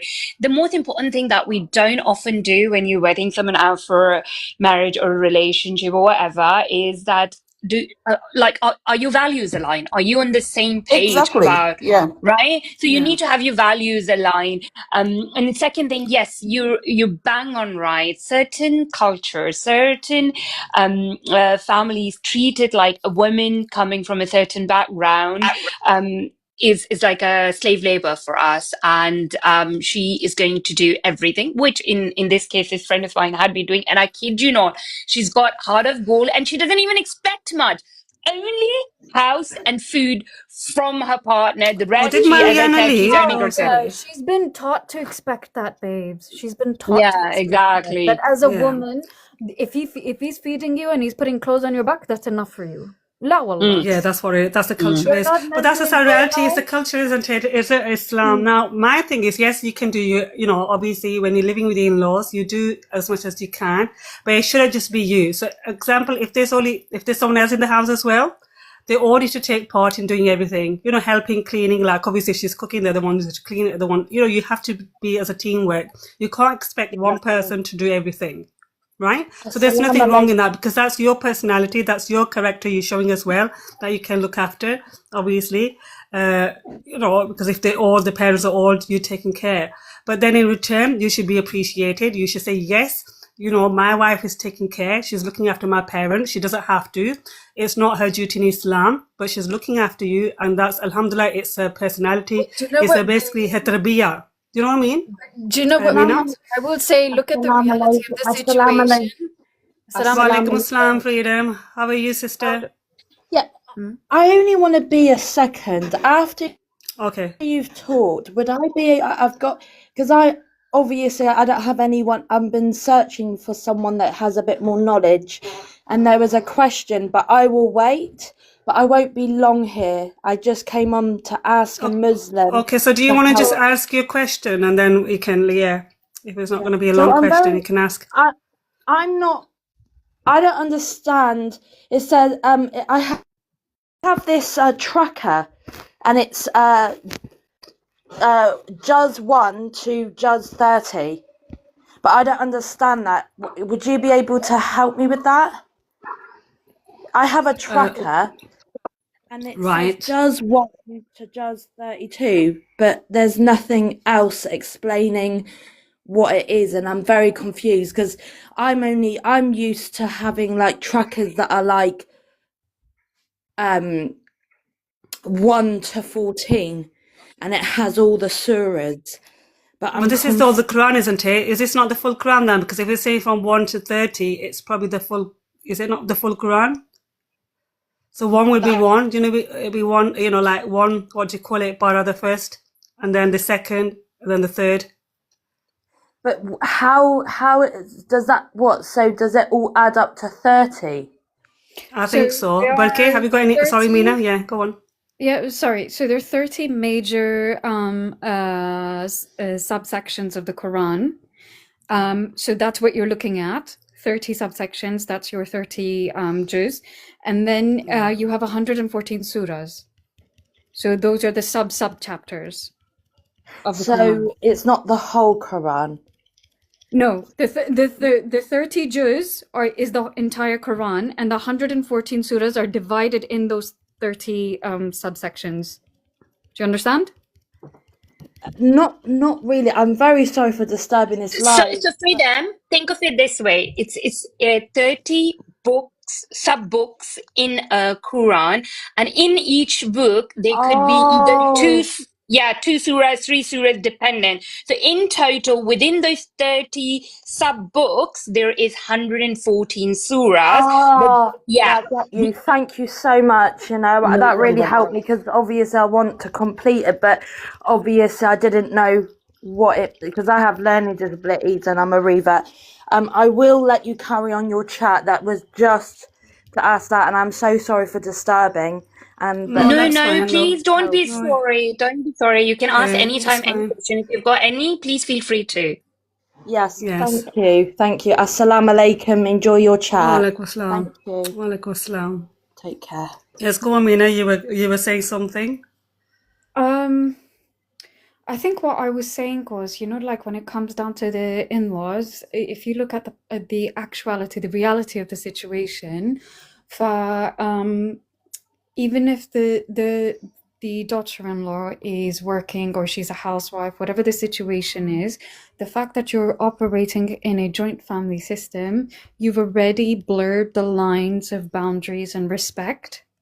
So no matter how much she is appreciated, the disrespect and the insulting behavior that she's going to experience from the in-laws, because this is part of like every South Asian family I know, whereby, the daughter-in-law is reminded how her family's not as good, or she comes from a different background, or she's less than, or whatever the situation is. It's the whole displacement of the daughter-in-law that, we did you a favor by bringing you here.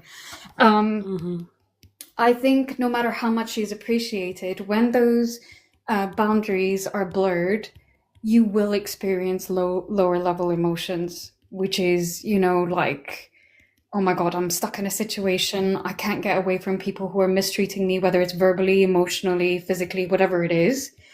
And it's sometimes not just the parents, it's the sister-in-laws and the brother-in-laws as well.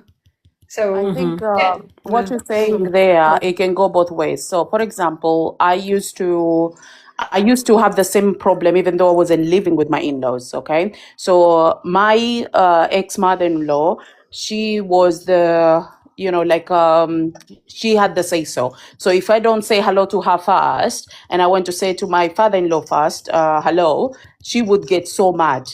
Okay, and the thing is, when she gets mad, everyone like keeps quiet. They don't challenge her. And so I used to find it very difficult not to challenge her, because I'm like, this is so petty. You know what I mean? Like, you're grown as woman. You know what I mean? Like, why do I have to say hello to you first? Like, who are you? But then I couldn't even say that, because you're my mother-in-law. So at the end of the day, I looked at my ex, looking at him, I'm like expecting him to fight my corner, and he would put his head down because he cannot say anything. That's his mother. As that's fine. Babes, same. I've shared my experience as well in the sense that, like if I wanted to do anything, like let's say I want to go on holiday and I've said, let's plan something, that he'll turn around and say, oh, you haven't spoken to my mum for a week. So no. So, but with this one, but what I'm saying is that what you're saying already, okay? So for me, even though there will be times that are good times, and I will really, because you have to understand, I came to this country, I also didn't grow up with my mom and dad. So they became closer like my mom and dad, okay? And I used to respect them so much. But the thing is, there is this behavior that she had, like for me was, it was really like, why nobody's challenging her? Like, she doesn't have a right to do these things or behave this way, And so I couldn't understand that. So anyway, when the time came, like I was really angry with my ex, in a form of like, why you're not saying anything? Why you're not fighting my battles? Why you're not, you're not showing up as a man? Why you're not doing anything? And within that, what's happened is that this was chipping away this respect from me to him, because I'm looking at him and I'm starting to see him as not a respectable person, because you're not showing up as the man that I'm in my, expectation as a man supposed to behave. And so when the time came for me to, get a divorce, one of the things was that, oh my God, this family law that I really care about, and I have to say goodbye to them, because they're his family. They're not my family. You know what I mean? And yes, it's going to put me in a form of like, I'm all alone. Like, I had no one in my corner. And they did at the end of the day when I took that step. And I actually, because I didn't know what he would do when he found out that I asked for divorce. And so I reported him to the police, just in case if he hurt me or if anything happens to me, And they found out, because he works in a police station, so he was a staff member. So they told him, your wife or your ex-wife was thinking about divorcing you, and she reported you. So he came home very angry, and I was like, oh shit, like, well, I don't know what's going to happen to me. So, but anyway, my in-laws hated me because I reported him to the police. So at the end of the day, I did lose them, and I was all alone. So the fear that I had, it did happen. But did it make me want to go back just because I was lonely and I want them back because I needed that connection? No, because I looked at my whole, situation. This man was not a real man for me. This man was not the man that I was supposed to love and to take care of. He wasn't taking care of me. He doesn't love me. He doesn't care about me. He was actually just using me for his own benefits. So what's the point? So in every woman's life, at the end of the day, it was arranged marriage for me. There will be a point of your life. What do you want to do? And then when you make that decision, even though you have fears, you have to walk through it. You know what I mean? That's the main thing. Anyway. But Barke, do you know what? You're strong. Mashallah. Mashallah alayki. You are very strong. But I feel like, people who are in the middle of it, it's very difficult for them to see. Like for me, I didn't realize how bad it was for me until I came out of everyone. it. Wa alaikum assalam. Respect. Good How are morning, you? good evening, rather. Good afternoon. Sorry. After Yeah, I get that, Mina. I get that. But at the end of the day, it will happen because time is your friend and is your enemy at the same time. You know what I mean? So it's what you want to come out of this life. Like, what is it that you want from this life? Because for But people, do you like, know what, it took me Barke? years. People, sorry, I'm speaking over you, but the people No, in it's the fine. situation like Nay's friend, because again, I have close family members that are in that situation. Like the guy doesn't work, he's a drunkard, being a Muslim, doesn't work, has kids, doesn't give a shit. The woman is doing everything. She's driving around, she's the one paying the bill, she's doing everything. But the He's thing is, wearing the it's because they trousers. struggle to see the next step. It's fear, my love. It's not the struggle. Yes, It's fear. At the end of the day, the women are the ones who's letting these things happen to them. It's exactly. us women, okay? Can we ask? Sorry, can we ask Respect on what does he think on this? Obviously, coming from the male perspective, why do they think? Why do they not want? Why don't they work? What is the reason behind it? And Okay, Bismillah. them behaving like that as being as a man. Bismillah, alhamdulillah, salatu wassalamu ala rasulullah. Okay, so if any situation like this, where the man who is the primary provider, according to the Quran, and Allah's divine order, as Allah says, الرجال قوامون على النساء بما فضل الله على بعضهم على بعض. So Allah says that the man is the overall provider, sustainer, and caretakers of the women in the family, the wives in the family. That's not what I came up with. It's what Allah, ordered. So the man is in disagreement or away from the Quranic values or orders. So therefore, the man, as long as he's not playing his role, he is in sin, state of ma'asiyah, state of al-ma'asiyah, which is disregard and of Allah's order, so that he will be upon the sin. This could, borderline major sort of sin that could be borderline and major sin, because it makes a lot of difference to the family if he did work and provided, and that she didn't have to, because she does her role is more greater for taking care of the children primarily, or concerns for the familial well-being. So her role is different, and she needs to traditionally be that role that she was meant to be. So, but regardless whether she plays that role or not, he has to play his role because that's ordered. The order for the women to even breastfeed children is not order. It is just it's just nicety. It's like being nice, being kind. So that Allah will not ask her about. Allah will definitely ask him about his role that he doesn't play. So Okay, Barke, do you need to ask something about that then? Or do you want to add anything on there, Barke and everyone else? Barke, honey? Barke John, where have you gone, John? Sorry, I'm eating. I can't speak at the moment. Maybe Oh, Mina can okay, ask. okay. Okay, So Mina, do Red you want Respect, to? can I add Okay, something? Ne? First of all, Red Respect, thank you. You explained it beautifully. Everyone will be like, I've got too many stories to share. It's just, I believe when you share real life examples, it's easier to explain something. Sorry, I'm out of breath because I literally ran downstairs to unmute myself. I know someone, right? Again, in my circle, and her partner says he's religious, right? Now, the reason I say that is because it's a kind of a state of being religious where you kind of practice what you think works for you. So he agrees to this provider part, but all he does is get the food and yes, pay the bills.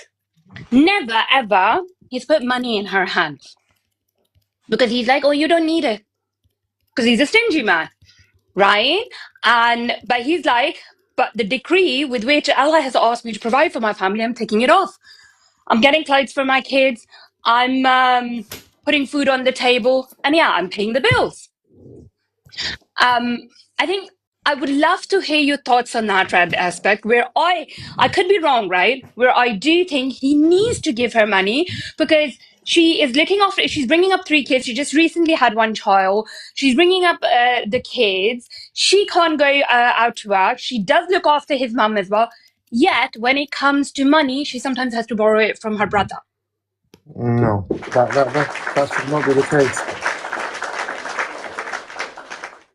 Well said, All her Ne. needs must be taken care of by her husband primarily, not her brother. That her brother is not her husband. So whether he likes it or not, Allah will hold him accountable for falling short of his duty, because his duty is wider than just his children. His wife has to be included and all her needs. But this is, sorry, the red aspect to cut you off. I think this is what women don't understand, or they don't realize the power that they have, and for being able to hold any man accountable. Now, it's wrong when parents are pushing their sons to get married without proper what you call it, financially or mentally or physically able to provide for that marriage. Is really horrible, and Allah will put them accountable as well, because you're taking advantage but also you're exploiting other children's lives. And I'm talking about the women who are innocent coming to this marriage thinking that they're going to be blessed and they're going to be mistreated or not looked after or being treated well. And this is where us as women as well, we need to also learn this in a form of like, oh, I'm a modern woman. No, it's nothing to do being a modern woman. You can go and work, okay? But at the end of the day, a man still has to provide and has to do his obligation. This is what a man is for and what man is being created in this world to do. Anyway, I'm going to leave it there. No, absolutely, you're 100%. I don't believe men should be sitting around, or men should be working and being selective as to look. The men, when men are qawamun, okay, it means they are responsible for absolutely everything that the women may need run her life. Okay.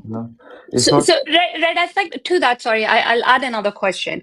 I mean, I think you rightly said he should be providing for her provisions, but he's choosing to provide for the provisions that he thinks he's responsible, but not all of it. But then there is another argument there, right? So let's say a woman gets divorced, right? Ultimately, according to the religion, her responsibility should fall on her dad if dad is alive, or her brother. But no one chooses to, because that even though that woman is divorced, she's working, right? So they'll be like, oh yeah, she can take care of herself. And no one really goes to provide for that woman because she's working. So somewhere, I think what Berkey said is right, that we women are not educated to even realize that actually, this responsibility doesn't lie on us. Where I do believe, sustenance totally comes from Allah and you shouldn't rely on anyone. But I do believe the divorcee women today as well are not seeing that, okay, if you've left your husband, your provisions, responsibility then lie back to your father and your brother as well. What do you have to say to that one? Can I add something before Red Well, Aspect responds, please? Yes. So what I would say to you, like, because I've personally gone through it, again, it comes down to depending on like how the family views daughters. So for me personally, I choose to be financially independent and have my own system because to them, even though if I'm not ready, their idea of providing for me is finding the next husband. It's not them looking after me or respecting my choices. It's them saying, let's pawn you off to the next one. But that's culture, Mina. That's our culture. When because I Yeah, know you from my That's same the background, or reality. you Though. from It's Pakistan. culture Yeah. mixed with So religion. so what they want is, because they want to get their first out of the way, so the people won't say, why is she living alone or why is she doing that. That's in our Is culture, But basically shame. I our think They Pakistani don't what want culture. to be Berkay, shamed. The right word Yes, is that's the shame. reason. They don't want I shame, and they don't want to be responsible of this daughter of theirs, and that is why exactly. it's happening. So at the end of the day, we're talking about responsibility again. Okay, Allah provided in the Quran. It says, I think was Surah Al-Baqarah, when about the inheritance, for example, it was the same thing. Okay, a woman gets her percentage, that she is her money. It's not her money that means for her to look after herself. No, for her family. That is why it goes to the boys more money, because they need to look after that woman. So at the end of the day, God given men responsibility for a reason. And all of these things that are not being done correctly, they're going to be held accountable. And this is why us as a human being, and he coming in, he being here in this world and giving excuses for things that, or for people, it's so wrong, because you're actually not helping these people or anyone, even your own family. You're not helping them, because this world is one thing. We're going to meet Allah tomorrow. What are we going to do? But you know what, Berke, what I kind of like from a woman's perspective, the hyper independence that we see in Muslim women nowadays, and I'll just talk on this Muslim women community. I just feel like because they've never had control over their own decision making due to cultural reasons, not religious reasons. Islam has given those rights to us like thousands of years ago, but I just feel like because now due to the financial independence, they have more control over how they choose to live their lives. They don't want that control now taken away from them as well. Yes. Yeah. Yes, I but agree at with the you They on don't that. same want someone time, else deciding for them how they're treated and what they get to buy, whether they get to wear nice clothes or not, or whether they get to have a new dress for Mina, Eid or But whatever you the know case may what? be. no, Sorry, can I say something before I forget? I think men, even some men now, they have the issues as well, brother. They say that the ones that they provide, obviously there's men that we're saying that they don't provide anything, and then there's men out there who do provide. They say we provide the home, we provide the, we bring whatever they need. But then we have some sisters out there who even don't want to provide what their responsibilities are on the table as well. So what do you say about that as well? Because obviously we're talking about this side, but then we have some brothers who do provide everything. They provide the home, they provide the food, they provide the medical care, But they provide everything what they have. Islamically, Yeah, babes, Islamically. Yeah. what rights does a husband have from his wife? Islamically, where a wife is that basically, obviously, she has to be a good companion. They have to be garments of each other, do they? And then she has to look after the home, it's not herself, in and the Islamically though. kids. No, Kids. Islamically it doesn't say that. Allah says is it not the Allah where He says that a woman's obviously where she looks at the home? No, she's No, not. I she's can't a good remember exactly. I Muslim. It's can't not. remember the exactly word. She's Respect, can you chaste. fill on that, please? Yeah, Will yeah. you give me the? I can't think about the exact words, but can She's not you? responsible. She's not obligated to look after even her children. He has to provide. No, Care not for the them. providing wise, but obviously looking after. No, There's provide also doesn't mean certain. food. There's also certain Provide means things that a help. woman has to Provide do. means support. Provide means support. Provide means house help. Provide means nanny. He has to provide all that for the children. That's all provision. It's not necessarily just food in the mouth or the plate. That's not what provision means. It means clothing. It means shelter. It means people. It means other sort of help around the house. That's Okay, so ideal. can you give the because over here people won't know. So can you give the rights then? What does the woman have to do then in a marriage? What is her rights? What has Allah has ordered her to do then? Because when we do have this question with Ben, when they turn around and say, yeah, this is what the Well, her right is that she women receives say. those things that to sustain her, and she has to be emotionally and also conjugally available for him. That's what she has to be able to be is responsible for. So, Can I not. add to that, please? Mhm. Sorry. So I was just looking at my Nikah and like a sample of it. So I think there are four aspects which is a contract, right? Mhm. So it's emotional support, Mhm. obviously, Yeah. and protecting the home in the absence of the husband. So in the sense that if Yes, a I was going to say non-mahram that one. comes, Yeah, you're preventing ghair mahrams from coming inside the house. Mhm. And then protecting your own chastity and honor as well. Chastity. Obviously, if you come across as a dishonorable woman, that impacts the husband. Yeah, And exactly. then obviously, as he said, conjugal. But aside from that, there is no mandatory. She has to be a good Muslim. But Yeah. She's there for Obviously. him.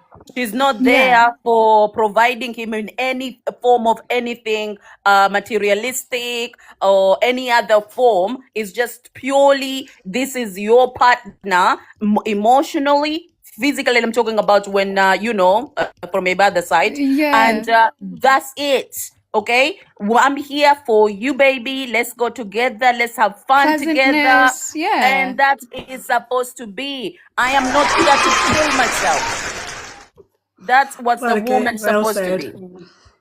So I hope this question answers the obviously the brothers out there who are listening, because that does come up regularly when we do have some discussion, and we do have it. So yes, there you go. That is the side of the woman, basically what she offers you. Not cooking, not cleaning, but if she does cooking, if she does cleaning, she looks after the kids. Obviously, that's because of her own motherhood, of her being nice. Yeah. Yeah, go on, Sorry, I Mina. feel like sharing like a retarded piece of information from my ex-family. Do you know they went as far as this, yeah? So imagine they're having 40, 50 people around the house for Eid and stuff.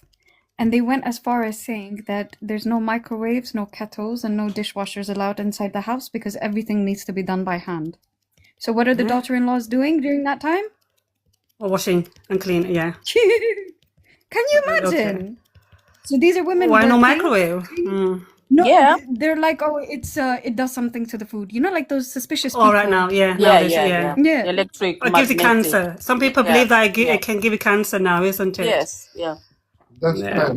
that's a good idea. I mean, I like to adopt that. Okay, go and start washing up, please. Yeah,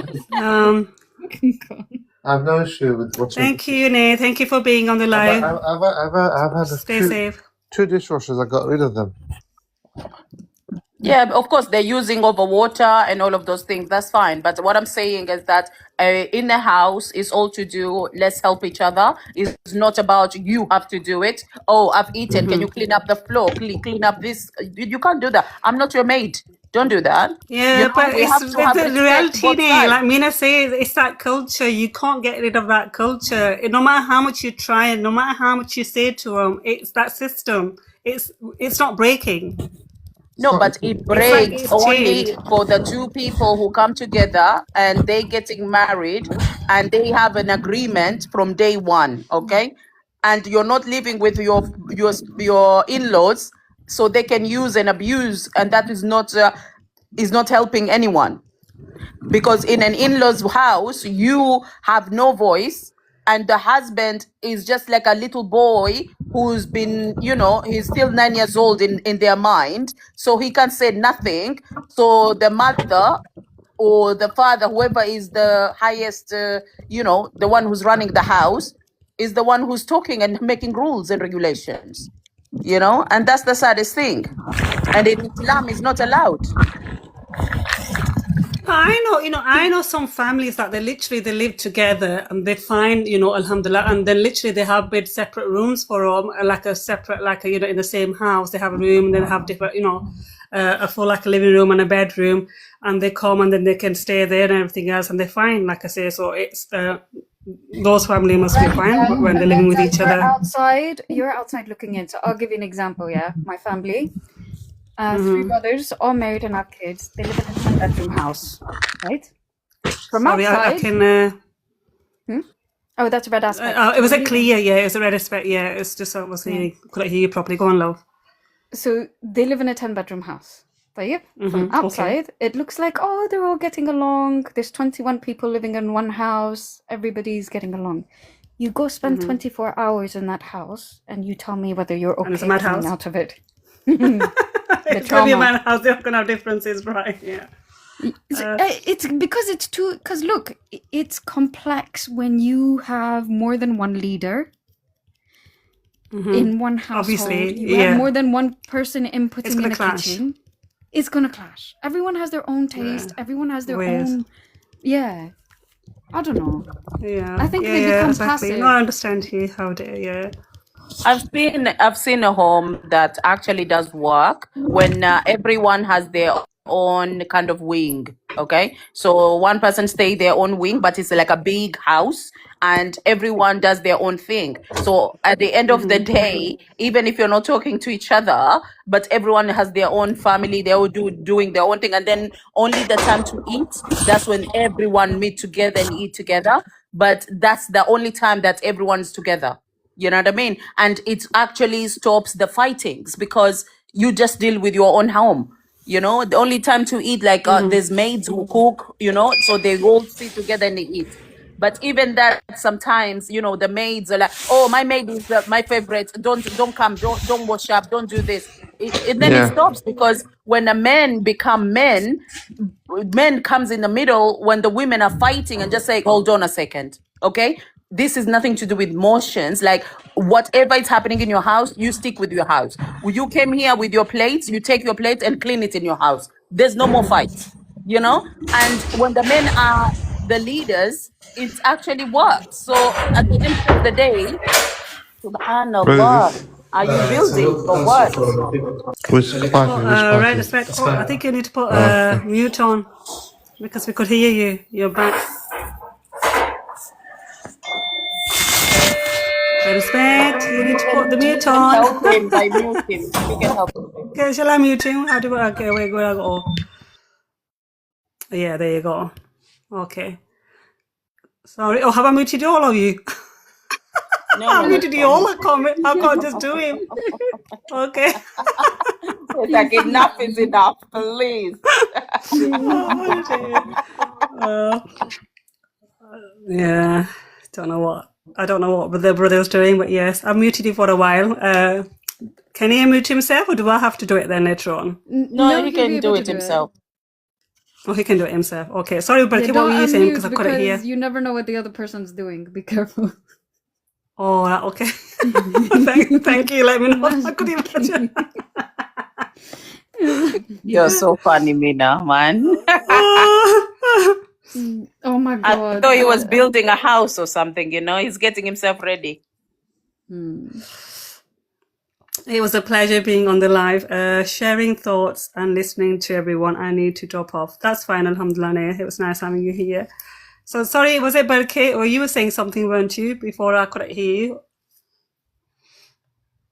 I forgot already what I was saying. You know a house that works because the men Yeah. are the leaders. See, I was Oh, listening, but yes. I'm Oh, Yeah, busy. wow. yeah. Thank you, Mina. At Behave. least you're Oh, you listening. get Mina. Oh, There you go. wow. You got a clap. Nice one, Oh, Mina. attentive listener. I was saying that I've seen a house where I'm talking about a huge house that they had their own like floors. So they had, they have their family parents living in the first floor, and then the second floor where the one of the son, and then the third floor another son and another son and daughter and whatever. And then what happened is that so they all run their own homes, but then when it's time to eat, they all come to the parents' house and they all eat together, and it's so amazing. Like everyone has their own, whatever you're dealing with your house, unless you bring it to the table with everyone here, then we'll talk about it. But if you don't bring it, that's between you and your wife and your children, you know what I mean? And they had that way of understanding each other, and it's so amazing and beautiful that I was like, wow, it does work. And for this man, he had even like the second wife living in the same building. And it's just like, whoa. But there's so much respect because when men are leaders, when men are men, even the houses, sometimes the women will fight about, oh, my maid worked so hard, cooked the food, even though everyone else cooked the food. What are you talking about? So the man will be like, hold on a second, there's no need to fight. If you don't want your maid to help, then you take your plates and take it to your house. Do you know what I mean? Just clean it in your house. You don't have to. You don't have to make other maids to clean your plates. Do you know what I mean? Like everyone needs to do their own bits, kind of thing. And it works. That's what I wanted to say. Yeah, like I said, I think there are places it works. I think it gets toxic is the way you're saying that where the family and the in-laws interfere too much, and they're trying to, bring the differences. So I think that is a very toxic. You can't stay in that kind of a household. Yeah, so what I've witnessed, even if like they have their own houses but they live very close by, they'll keep an eye on what everyone else is doing. They'll start competing. This person bought this car, let me buy the same car. Why did she get it? Oh, she's got too much to spend. Like this gossipy, bitchy type of personality. वो तो फिर इंसान की फितरत होती है ना. Do you not think so? Everyone's what do you call फितरत now in English? Nature. Soch, you know what I mean? Nature, yeah. It's everything to its nature in it. Why would you want to be like that? Like I say, so your risk is written. Even when you get married, even before, everybody's risk is written. So what you're going to have, it doesn't mean the other person's going to have. Do you know what I'm trying to say? So you need to look at, you have to be alhamdulillah. People start You have to chatting understand. shit. You have to understand, guys, okay? I understand what Islam says, but also this shaitan is always around us, Yeah. okay? And shaitan will always make us think that this life, oh, no, maybe something, because we don't know. We don't know what Allah written for us as part of our, risk. We don't know which one is it. You know what I mean? So shaitan comes into our mind and said, oh my God, look, the deal, the opportunity is right there. Why don't you just take it? There's £10,000. He won't even know if you take £100 out. Do you get what I'm saying? Like, it's so there, a little bit of your mind to think like, maybe it is part of my risk, Do you get what I'm saying? Shaitan works in wonders, man, because you don't know, you haven't seen the actual what is written for you. Even though Allah written for me, Allah He has me, but if Shaitan comes in and play with our mind in a form of like, it's just in whispers, but it's like, come on, what you got to lose?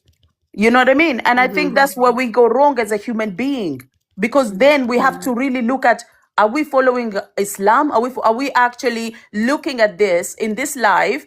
Is this a form of like, is this thing going to take me to Allah? Allah is going to face me, what I'm going to answer. Are we really looking at it that way? And that's where we can make a better decision in our lives. Yeah. So have you ever stayed in a relationship hoping it would change? Any of you? Or anybody who's outside, listening outside? Yes, 100%. Yeah. 100%. For me, it was my marriage. I think we all Marriage for me is sacred. Marriage for me, I believe that Allah choose it for you, and Allah writing for you is written for you. And for me, I used to think that if Allah, I would know, I was naive. Don't even, I thought that. SubhanAllah. Well said. Yeah. Because I thought Allah written for me, that means is the best marriage, and it's the one in a lifetime. Okay, I didn't believe in divorce or getting another marriage. I didn't have that in my head. So when I got married, I thought this is it. Okay, there's no backing up. There's no thinking of any other way. This is it. This is my man. This is my life. This is the way I'm supposed to be. So at the end of the day, I'm thinking like things will change. I'm thinking that, oh my God, give it a second chance, a third chance, the fourth chance, the fifth chance. Until one day I was like, oh my God, Barke, what is this? Because it's like repetition. It's keep happening. Why is it keep happening? Because when you say sorry once, you know what I mean? You shouldn't be saying sorry again. Why are you saying sorry again? Like if you keep saying sorry, but you're not actually doing any action, what's the point of form? Why are you actually telling me?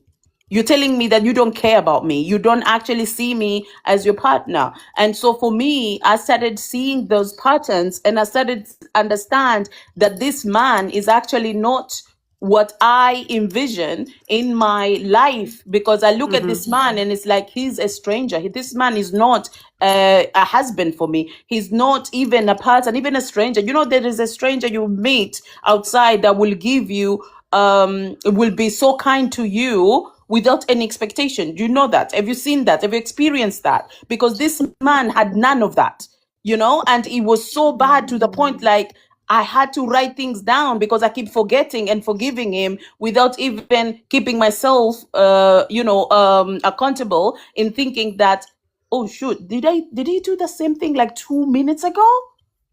You know what I mean? Like this is becoming frequently. Like, and the baby is not gonna be born. Like, when you have your labor going and then the time goes closer, the baby's coming. But this life is like it's coming closer. Like everything is happening so much that there's no benefit though. It's actually pain. And I'm like, I don't want that. I don't want to live in this life. So no, this is really bad. And life shouldn't be like that. Literally nowadays, my mind, I'm not here. I don't want any project. I am not looking for anyone who's not healed. I'm not looking for anyone who's not, is actually have something else. No, thank you.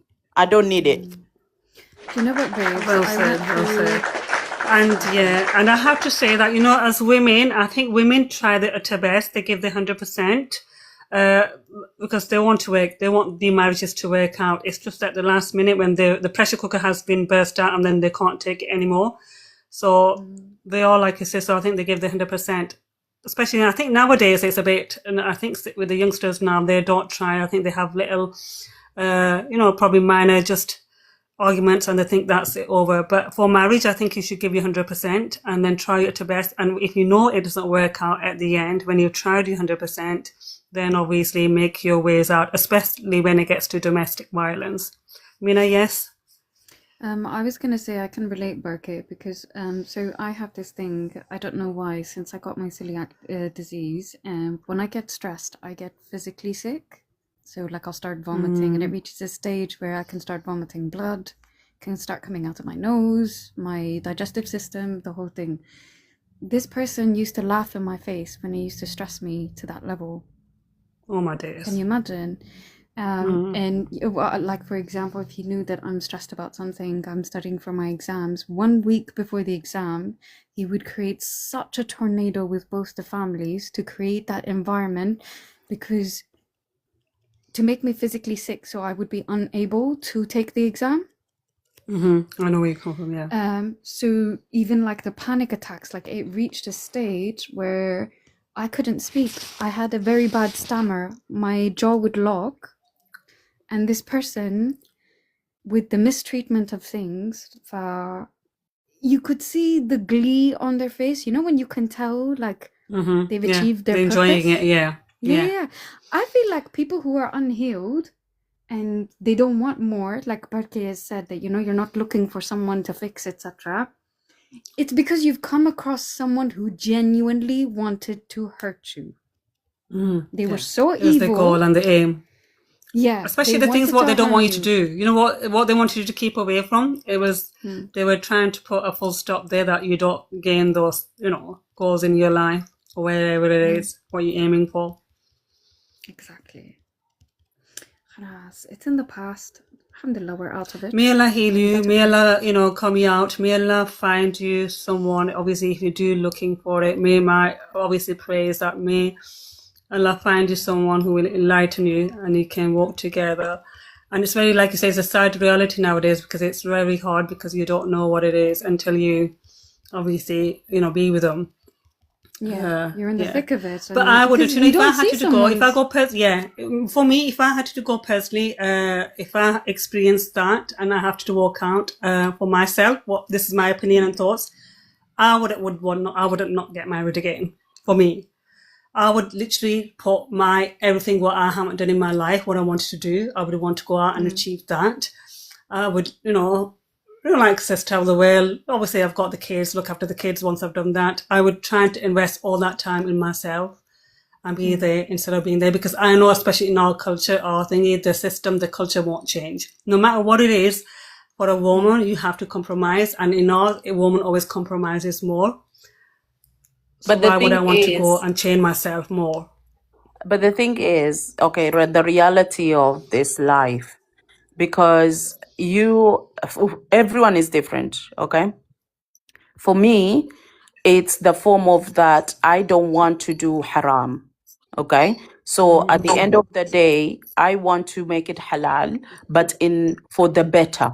Not I don't want to make it halal just for the sake of making it halal, but at the same time, I am picking damaged goods out there. No, thank you.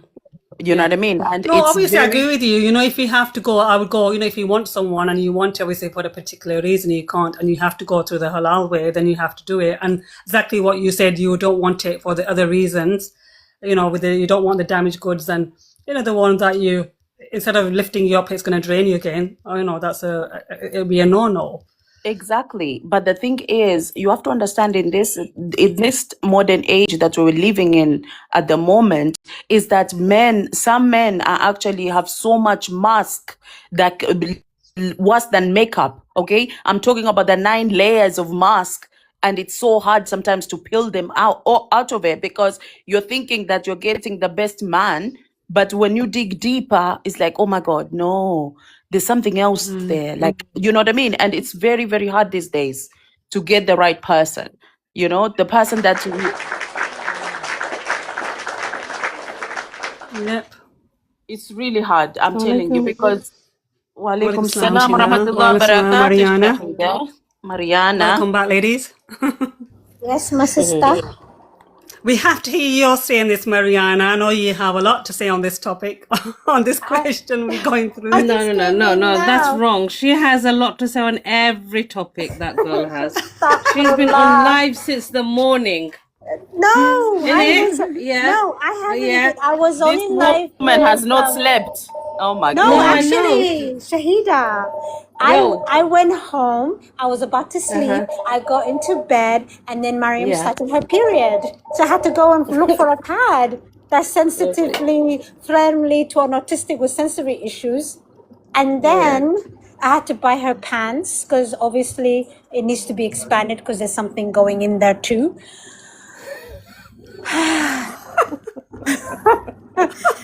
So yeah, and now I'm in the go pizza place, so I can get her favorite pizza, and she can eat junk food. Oh my Lord! Nice. And then, you treating her? Yeah, like I'm actually waiting for the pizza. Yeah. So when I have to give you a clap. I have to give you applause for everything today, all that hard work. Allah bless you. My question is, Mariana, when are you going to sleep actually? Around probably 5. She isn't. Are you not going to work tonight? Yeah, I am. I'm back at 10, so I have to wake up at 8:30. So you're going to sleep for only 4 hours. Subhanallah. She's running on adrenaline. And Red Bull. Give you wings. And Red Bull, and caffeine. Be careful, don't fly away. Well, but what can you do, man? You have to live life. Ladies, don't forget it's the Red Flaming Heart week this time. Weekend. What does that mean? What does that mean? It's a TikTok weekend. You need to send so many red flaming hearts now. Okay. What does that mean? Not the tomato, I not thought the she was team being a tomato anymore. pervert. Freaking out. I was like, red flaming hot what? What? Yeah. The red Say flaming that again. heart that you have on TikTok that you can see, we need to send them as many as possible. So you need to collect them. That's the target for TikTok this week. Okay. Oh yes, you have to have 7. You know, last week, Okay, the last week it was to do with the tomatoes, weren't it? But this week is to do with the tomato and the heart. Okay, did you get that? Gee. Okay. Did I send to you somewhere, Amina? Yeah, there you go. I've sent you a lot. Yeah. So whenever you go on your live, you need to remind everybody to send you those red, whatever they call the flaming hearts. Just don't break anyone's heart, please, okay? Just make sure on TikTok only, no, please. break them all. Yes. No. Mariana, stop it. Being nice, please. Listen, there's no love in this world, so everybody needs to understand that. There's no Bollywood, no Hollywood, no Nollywood, no K-drama, you know. You need to do it for yourself, That's not true, Mariana. yeah. Excuse me, we love each other. So what you going on about no love, hey? Hey, Mariana, we're you are both rejecting Oh, our yes. love. Oh, yeah, okay, Shahida. we're both tuna. We love each other to the sake Oi, of oi. Allah.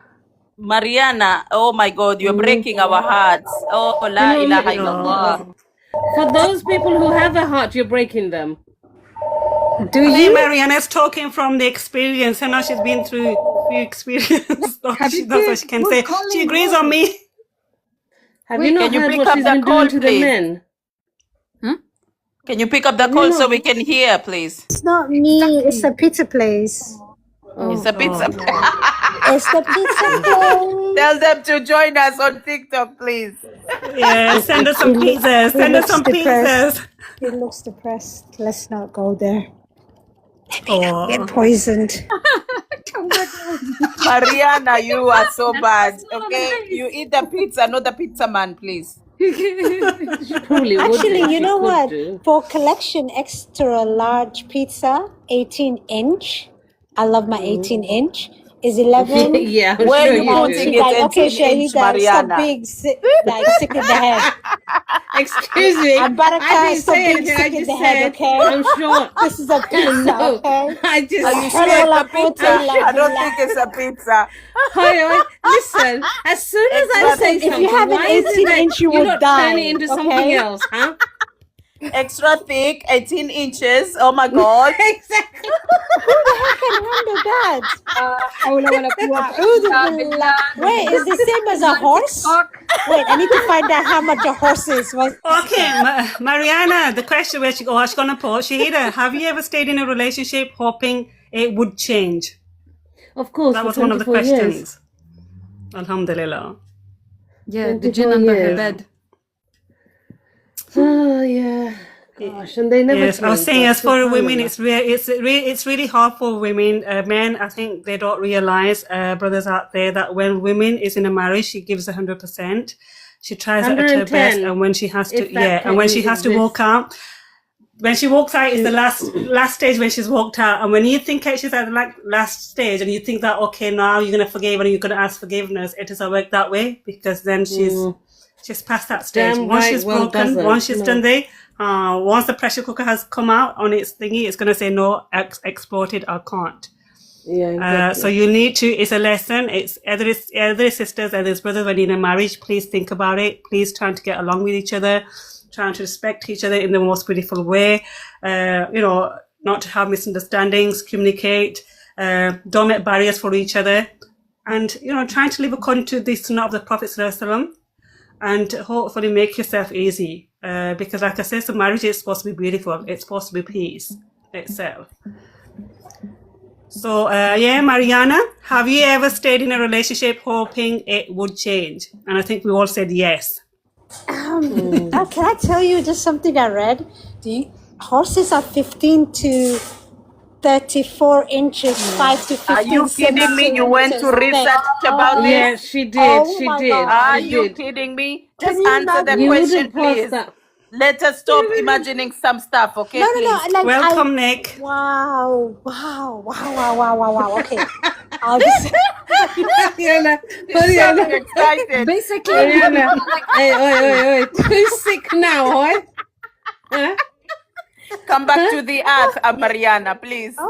oh, thank you for the pizzas. Have a nice day. Thank you. Yeah, Thank you. I'm sure. Oh my she's God. traumatizing the pizza workers. I Is know. it? You know, we're talking about 15 inches. You guys keep quiet. I'm outside. 18 He's People can not inches. hear you, coming you back know. to deliver Let me get pizza in at the yours. car. Huh? People are looking at me. Stop it. You're the one talking Hey, about everybody horses. follow Aurenza. Oh my We God, should you have shut down guys. the Pizza Hut shop. Oh my Pizza. God. Orenza, you want that kind of publicity? Are you sure about that? No. I'm only Oh my joking. God, I had never tried opening a car so fast. Oh my God. Oh, my God. I'll be blocking everybody. Could you imagine? Mariana's losing her keys right now. Oh my God. You know what, Shahida? You laugh so hard. They What? could hear you. They're all looking What? at me. And the phone is underneath the pizza. Really? The pizza is covering it. And then looking at me for every word that's coming out of your mouth. And I'm like, Why? Why was I not on mute? Hi. Well, you're the one who was supposed to be Mariana, putting on mute. How do you know you want to go no, on mute? not even that. Mariana, why you not wearing your earphones? Hey, you're In going in it. I public don't have it. with It's your in the phone. She's car. just exposing me for no reason whatsoever. Oh my God. Yeah. Oh my God. The looks That's I so was bad. So getting. answer the question, please, Mariana. Let's go back to the topic, Okay, please, guys. what question was it? Yeah, now you need to explain the question Go on, again to but her. okay. It's have you ever stayed in a relationship hoping it would change? Yes, for a green card. You and your green card. Mariana, are you in America or are you in Britain? No, I know. married an American guy, and then I wanted the green card, and I was like, I can handle this for the sake of a green card. It would But did be you a get good, it? it would be a good No. swap, you know. Did you And then get at it? the end, I found out that I had to wait 3 to 5 years, and I couldn't be bothered. It was too much of a long process. Oh, wow. No patience at all. No, then I had to let him go, Assalamu obviously. alaikum, Fatiha. Alaikum salam. I was going to say Yeah, how something. are you? I was just waiting for you guys to. Yeah. Assalamu alaikum, everyone. How are you Alaikum today? Walaikum Walaikum salam. salam wa salam. rahmatullahi wa barakatuh. Oh, I'm fine. Just woke up. Alhamdulillah. MashaAllah, alhamdulillah. Sister Shadi, I keep telling me, just rest. Go back to sleep. That's good. So I was You just need to thinking rest. that. Yeah. So now just woke up. I'm going to pray first before I come You back. So know, I'm going to you sleep. Inshallah. know, Fatia, Inshallah. Yeah. you're the first person who's come on air and who said someone who's actually listens to me. Oh, Who yeah. did Oh, that we all actually? listen to you, I listen to Shahida. you Oh, Oh, too. What the hell? wow. John. Oh, I okay, I I'm listen listen to to joking. you, I'm any joking. Shahida. I'm That's good okay. really advice. joking. It's like for me, I listen to any Go good on, advice. Barake, grab hold of her. I Yeah. listen to all your good advices. Come on, man. I'm a rebellious child. I don't Oh listen to yes. you, Shahida. It's okay, but I love you, you know. Oh, that's good. That's good. I'm just You going to know mute what? It would be a myself. boring world if everyone listens to me. I need a banter. I need someone to say, I'm not doing it. Yeah. Not today, And then, Shahida. Not You today. don't want to keep on saying G, as a no, parrot I don't G. like, no. I I'm gonna need say someone to J, say, J, J. Hey, yeah. Jiha. G, ha, yeah, Then can you Mariana. imagine if G, everyone ha, kept on tick saying tock, tick, yes, tick. yes to everything? How boring life would be. Yeah, I'd be blown out Oh, of my.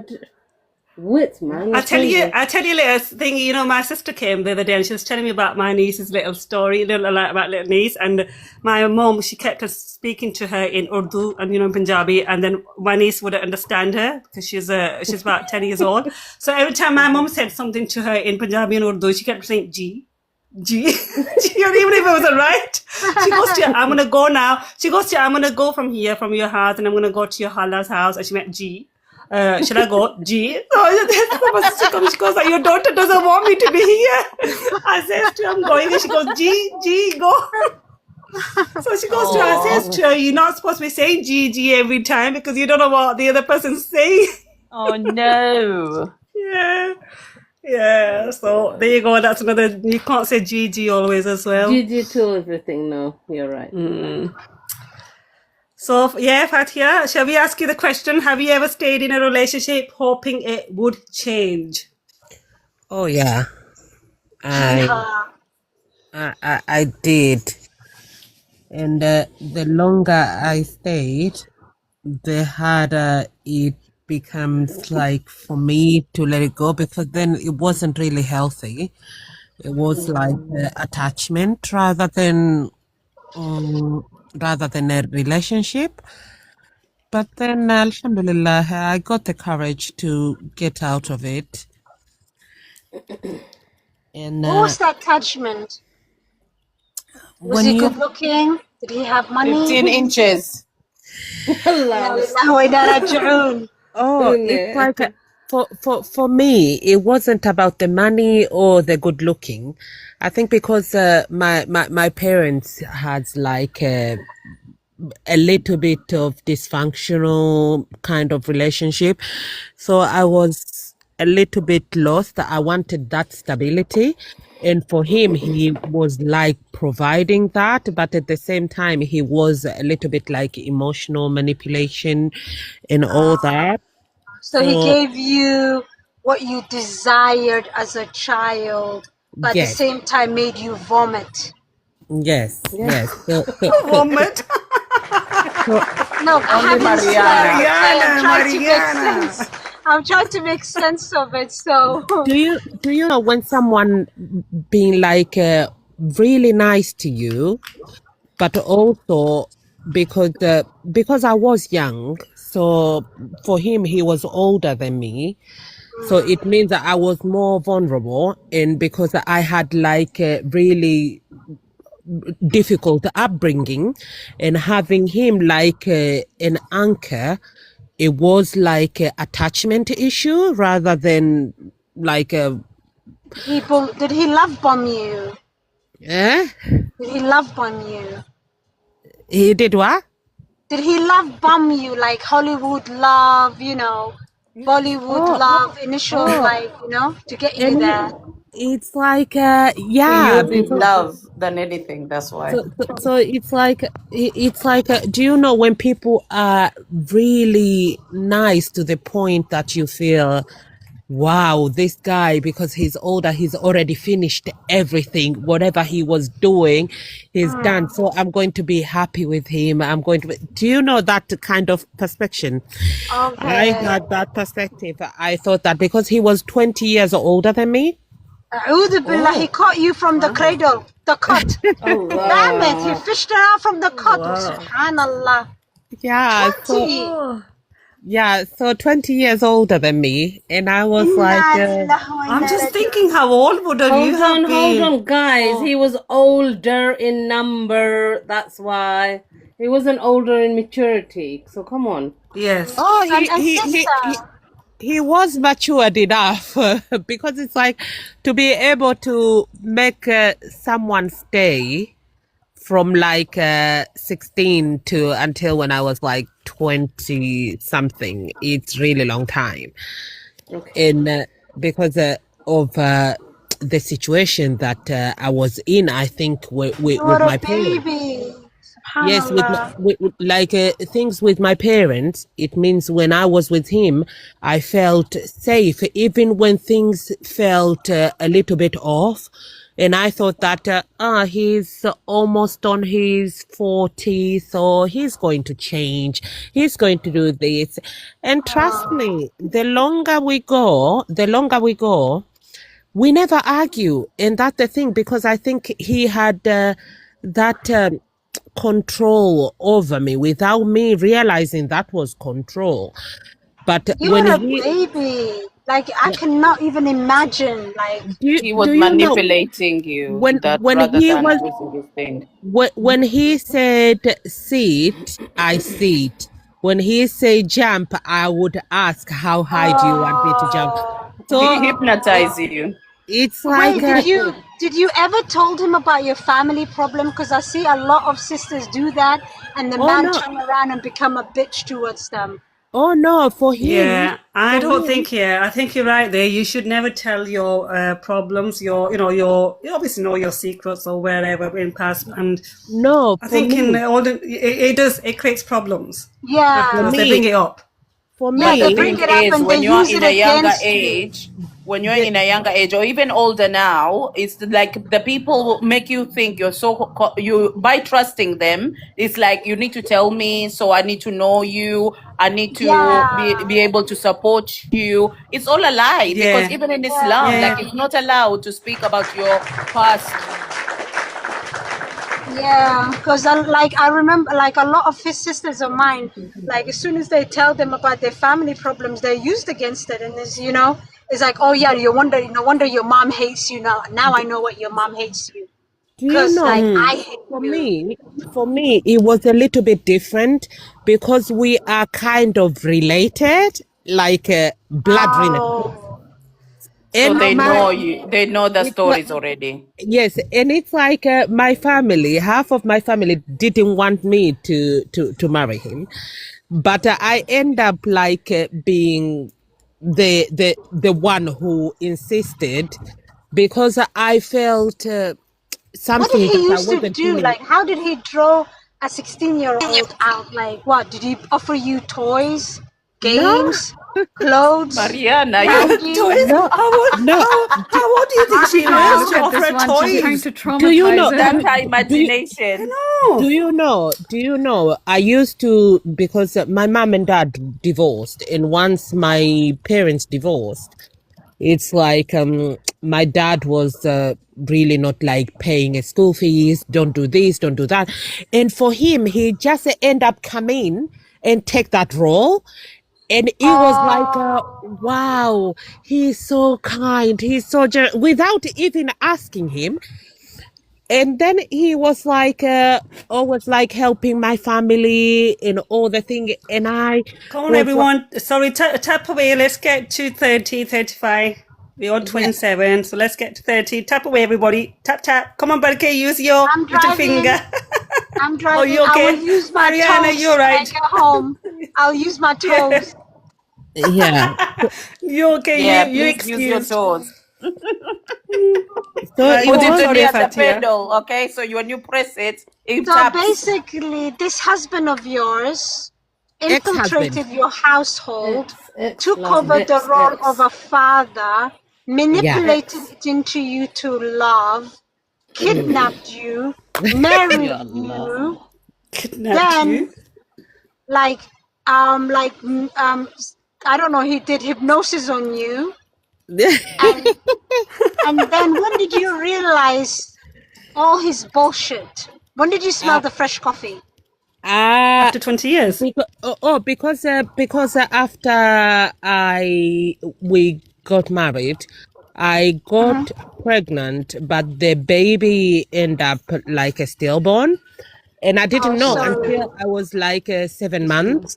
So 7 months, Oh, he was back in England. I was back in Africa. So, but then his sister was like, I'm pretty sure she cheated on you. How could she be like, Charmuto, that not know, bitch. How dare not she? not knowing that she was pregnant? I am like, I am 16, 17. How would I know that I'm pregnant? I never Oh been my pregnant before. god.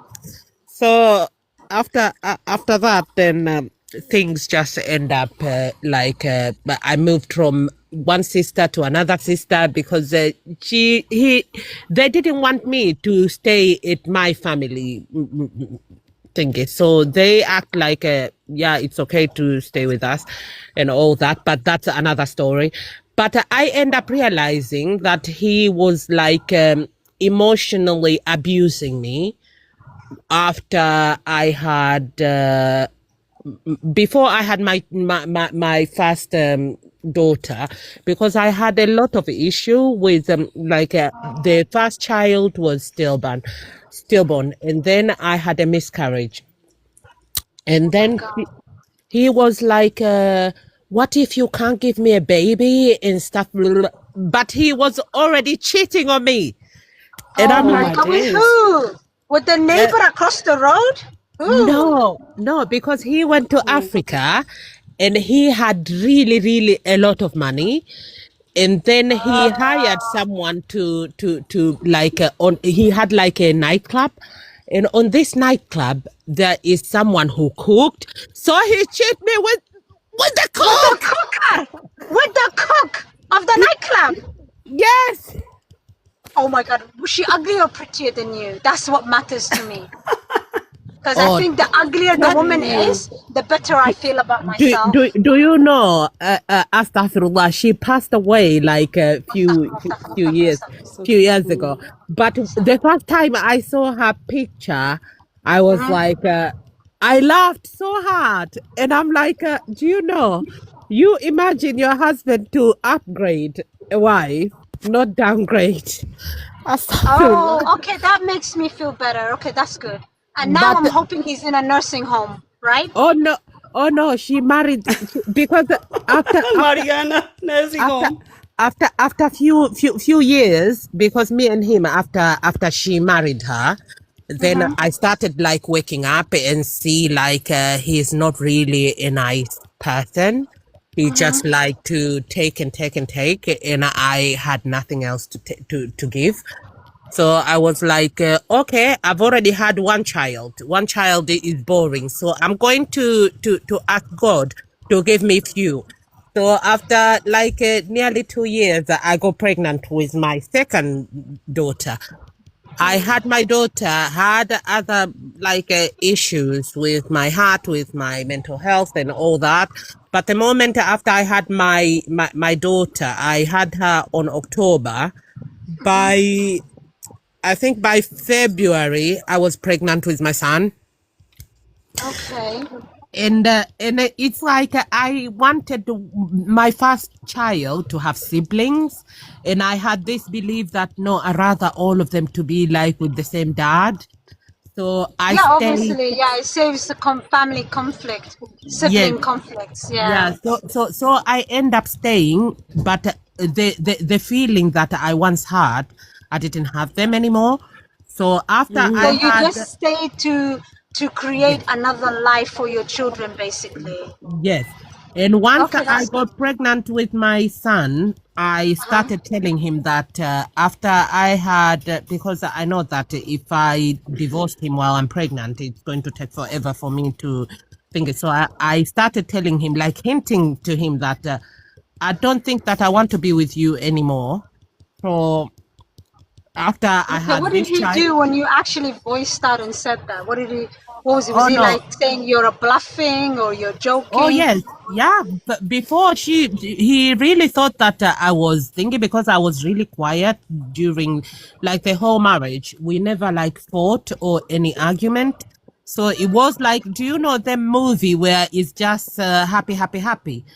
And Yeah. I didn't realize how unhappy I was inside until when I started all this thing, because I used to think that we never argue. Why we are not arguing? Is arguing part of relationship?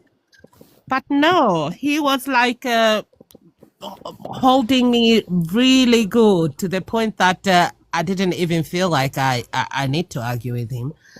So after I had my son, I said, do you know what? Now my family is complete. I just want a divorce. because the more I wanted him to change, the more he was like telling me, like on my face, you can't change me. So don't even try. You can't change me. So Oh, wow. the more I knew that he was serious, that I'm not going to be able to change him, I was like, no, I'm not going to sacrifice. I'm not going to sacrifice my youth. I've already sacrificed enough with him.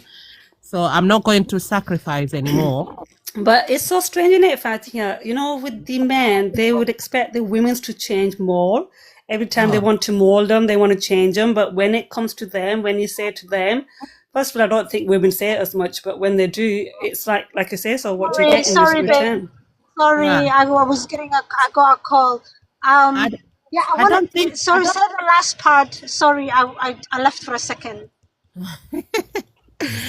it's So like, you said you wanted a divorce, and yes. then when you said you wanted a divorce, when did he take you serious? Oh, he didn't. He didn't take me He didn't. seriously. He was in Africa. He came back over to England. When he came over, he thought that I was just joking because he was away. But then I told him I can't share a bed with you because if I really want a divorce, I can't be like sleeping around with you. So I had to have like a.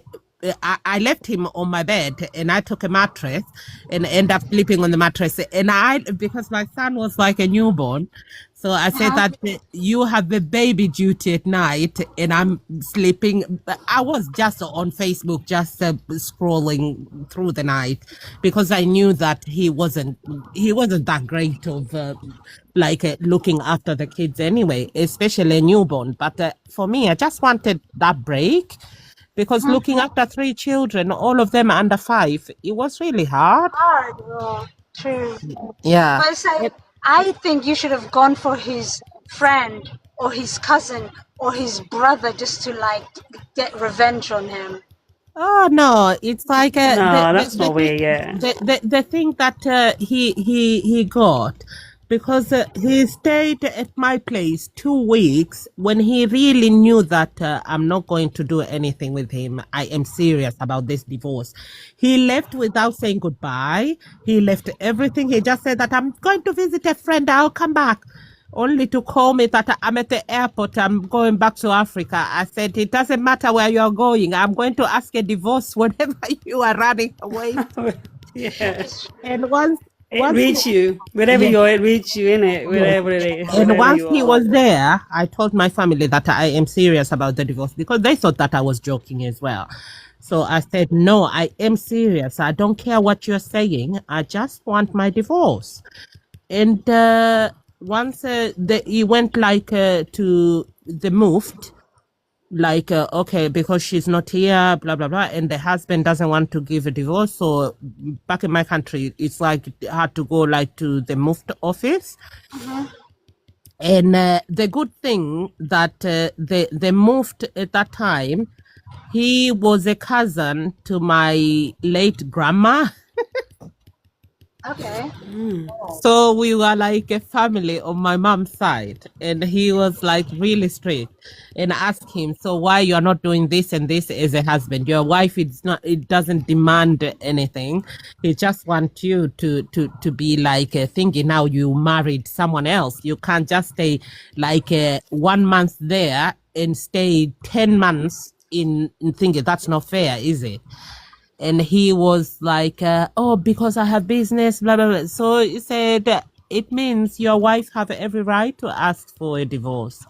And 100%. he said, "I can't give her divorce because I love her so much." And I said, "No, I don't care about love anymore. Just give me my thing." And once he refused to have like because I knew that he would. That's why I end up using that logic that he need to stay here at the same amount, either there 6 months and here 6 months. I knew he's going to refuse. So that was like my main thing that I'm going to get a divorce because I know that he's not going. He love his money so much, And just like that, he said, no, I can't write a divorce. I can't divorce her. So whatever you do, you can decide. So they moved to have to decide for my divorce. So they have to give me the divorce and for him to sign. And my family said that he cried so much to the point that his face. Brian, he was a PDF file that got a little baby and then abused her and Do took you over her mind. do you Okay, know? policeman, go, man. Do you know, Go. Mariana?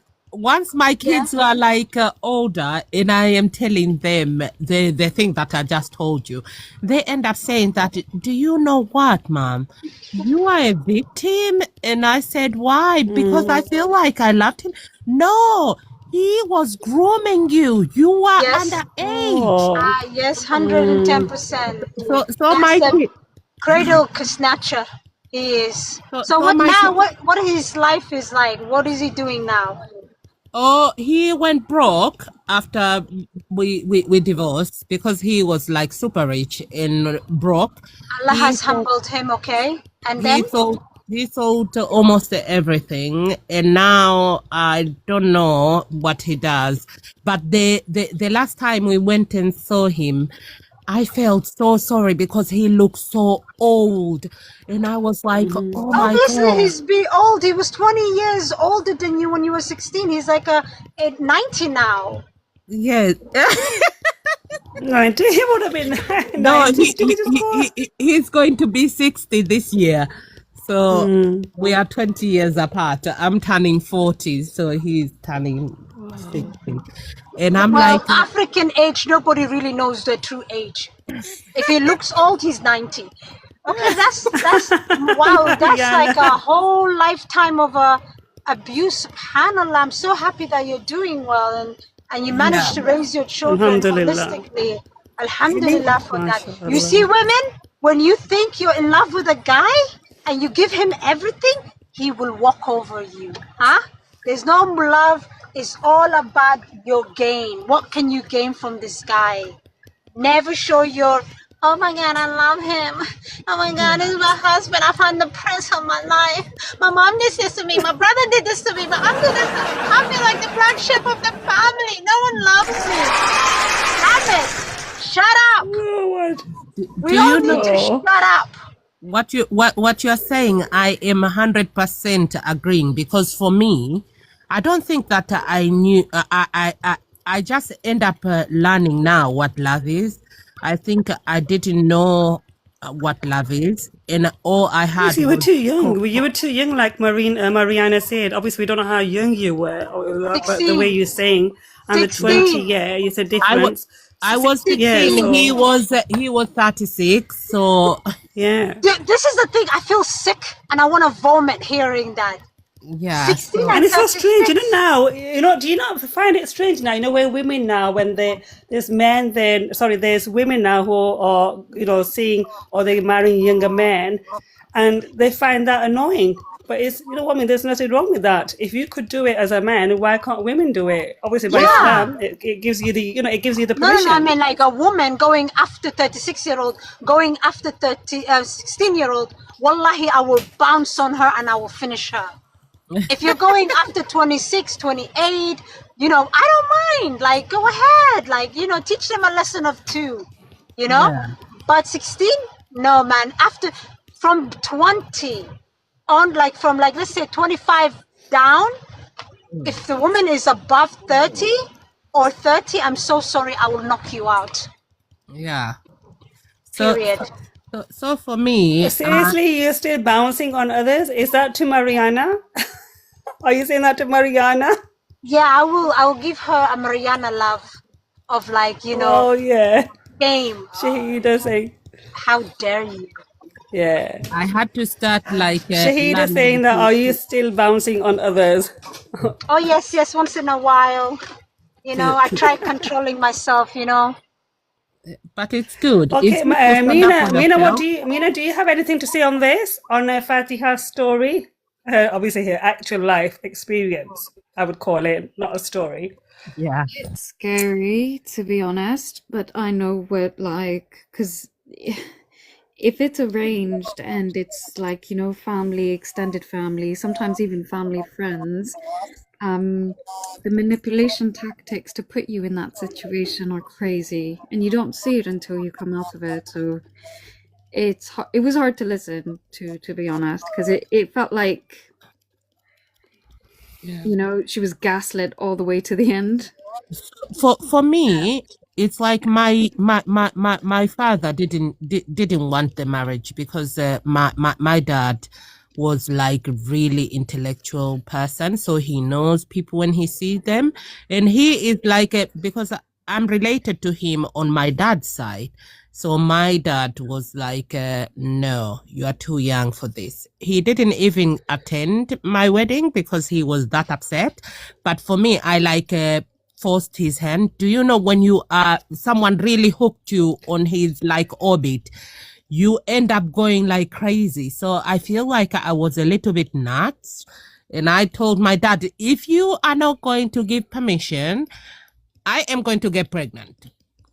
So your choice. So he had to, because otherwise I would think it. But he didn't come to my wedding. I end up realizing later when he told me that, so now do you know why I didn't want you to marry him? And I was like, yes, I learned it the hard way. So ladies, you know, sometimes I do put my live podcast on my YouTube channel, which is Razeen, Rizeen. Whenever you lot come on live, if you want to come on, please let me know. Otherwise, Yeah. I won't post them up. I need to know if you give your consent so I could post them up on the, you know, obviously on the YouTube channel of the live podcast. But let me know if you have any. Obviously, if you don't, then obviously I won't. Or what I do, I will take those clips out. Oh, no, I'm But do okay. give me your... Are you okay, Fatia? What about you, Mariana? Mariana is going on mute. Okay. What about Mina? Are you okay? Me uploading, because when I do upload, because like I say, so there's only some that I upload, and I do post them on my YouTube channel. So if you You don't know, want I to, don't you just know. have to let me know beforehand. Depends on how you're editing them, isn't it? Like if you're posting the whole thing and it's the entirety of the conversation, I guess it's all right. Yeah, I I'll don't probably know. post the full. Yeah, it Like I say, should so be if it is full, and then it'll be on the video section, and they can go and check it out there if you want to ever go back and listen to it again. fine. Yeah. But like I say, so I need everyone to know that if everyone's okay, because like I say, so you share your personal experiences sometimes, because we be on one topic and then we end up going to a different topic, do we? And then we get into our own emotions and our own experiences. But if you not let me beforehand say no, obviously you're not, even if you want to text me separately, I can understand that. Then I won't upload those live podcasts. Oh, no. For me, I'm okay. Because Thank life you. is a lesson. It's like I feel like what I went through is a lesson. And not Yeah, many and young people need to be people. open about you can learn it. Yeah, you can learn from each individuals, Yeah, like you because say so. sometimes what we see is it's love, but it's not really love because it's something way different, and you end up being codependent. It's like dependent on someone rather than loving them, because you want to feel safe, you want to feel heard, you want to feel like visible. Because all my life I felt invisible. So for him to see me, that was his hook. I thought like he sees me. He's the first person to really see me ever. And I was done for. Yeah. Yeah. And it's very strange because we all been through. Everyone goes through different life tests, trials, different experiences in our life, and Yeah. sometimes we get a bit down. We get trapped in those emotions, thinking that, oh my God, what have we gone through? And we think we have been through the worst. But like you Yeah. say, so when you listen to other people's experiences of what they've gone through, it says to you, and then you appreciate. You say, Alhamdulillah. Yeah. I probably would able to go through what you went through, and you probably were able to go what I went through. Yeah. It's And that like is the I learning think, point as well. yeah, I think it's like Allah end up giving us these trials because He knows that He knows you, Aurenza, what your heart can take, and also He know me how my heart's going to take. So He end up giving us similar things. We might go like a hardship in our marriage and all that. But at the same time, we are going through it in a different way. So either it's a marriage or just relationship or family. We are going through the same thing, but the experience we feel is different. So that's the lesson that we need to learn from each other and encourage each other to get better on understanding ourselves. And And hopefully, I think I don't know what I want you to give your lot's thought and opinion on this as well. With my thought and opinion is to the younger generation out there, or whoever's listening or going through, is that, no one's perfect. Okay, I'm not perfect. Every individual's not perfect. So when you are in a relationship, or you're looking for your partner, please don't think that they have to be perfect or you're going to look they are perfect, because life is not perfect. You're not perfect. They're not perfect. And then when you have that expectation, it's not all love, like you say. So like Marianne say, it's not Bollywood, it's not Hollywood, it's not South Korean. When you get married, your real life starts, because you're with that person 24/7, right? You will see the good qualities, you will see the bad qualities, because every individual is different. Your thoughts will be different. And then you have to compromise sometimes as well. It's not always your ways. So when you're in a marriage, it's like a PhD. You need to know, and you have to give you 100%. Don't think it's all to do with, when you're seeing someone before, or when you're in there, or it's going to be love in the air. It doesn't work that way when you get married, because after that, respect comes in, communication comes in, understanding each other comes in, your thoughts, what you need to do, what you don't need to do, everything comes back together, and then it works. Otherwise, you will have problems. You will go, your separate ways, and that's where everything starts from. What do you lot say? For me, I think what you're saying is 100% correct, because we are not perfect as women, and a male, they are not going to be perfect either. So it's not about being like compatible to each other, but being able to understand one another and tolerate, because but also sometimes don't tolerate it too much, because one of you end up going to take advantage of the other one who is tolerating. So just speak your mind. Don't be like, okay, he is my husband, or she's my wife, and I don't want to upset her, so I'm just going to stay quiet. I think being silent is what's end up causing problem, because you might feel like, okay, we're not having conflict, but deep down you know that your marriage is not working. You are not fighting, but also you are not communicating. So communication, for me, I think communication, respect, and also understanding each other, because you can listen to someone, but do you understand what they're saying? So understanding. Yes. So it's like understanding in a marriage is really important.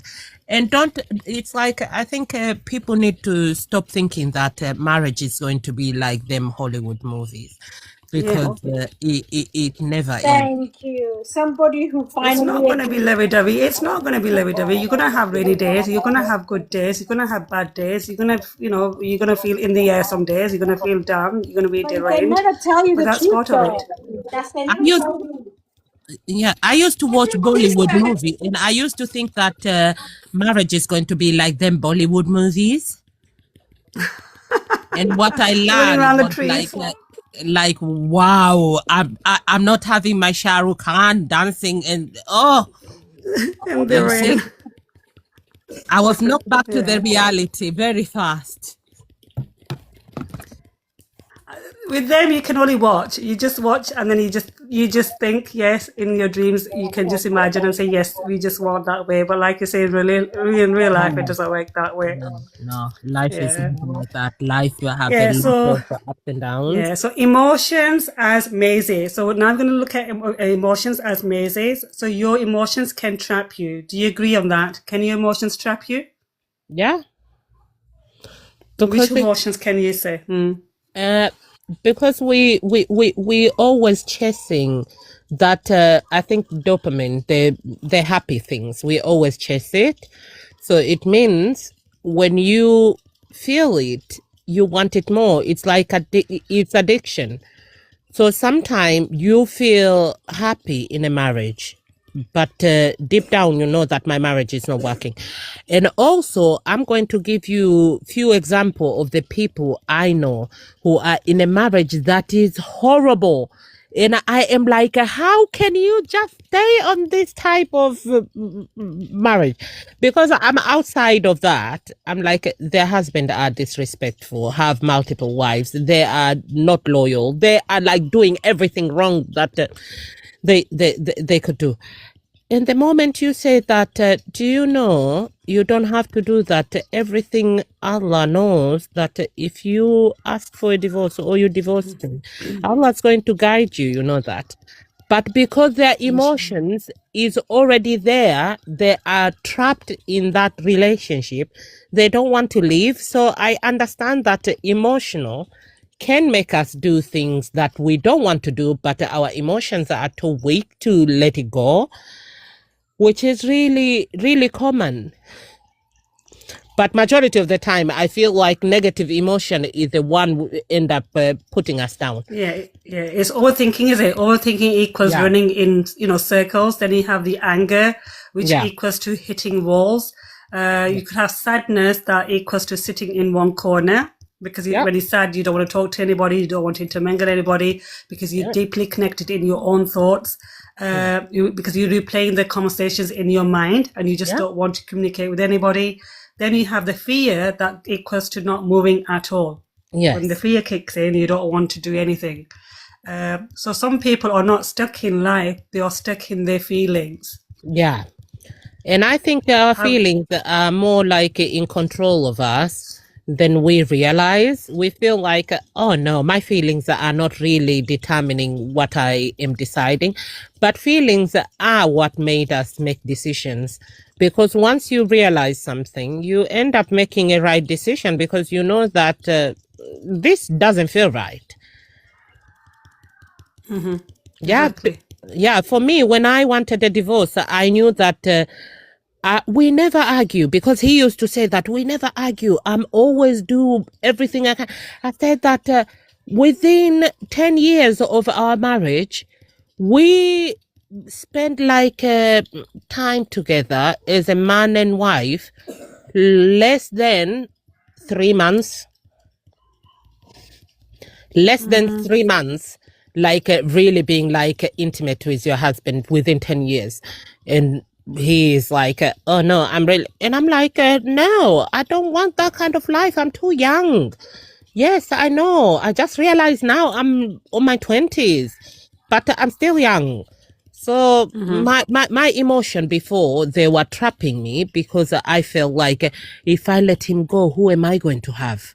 I'm going to be alone. I'm going to be with my kids. But then I realized that I'm already doing that, because he was never home. He always on his business and stuff. So I was like, I'm already doing it. So I'm kind of single anyway. So all I need to do is just end this marriage.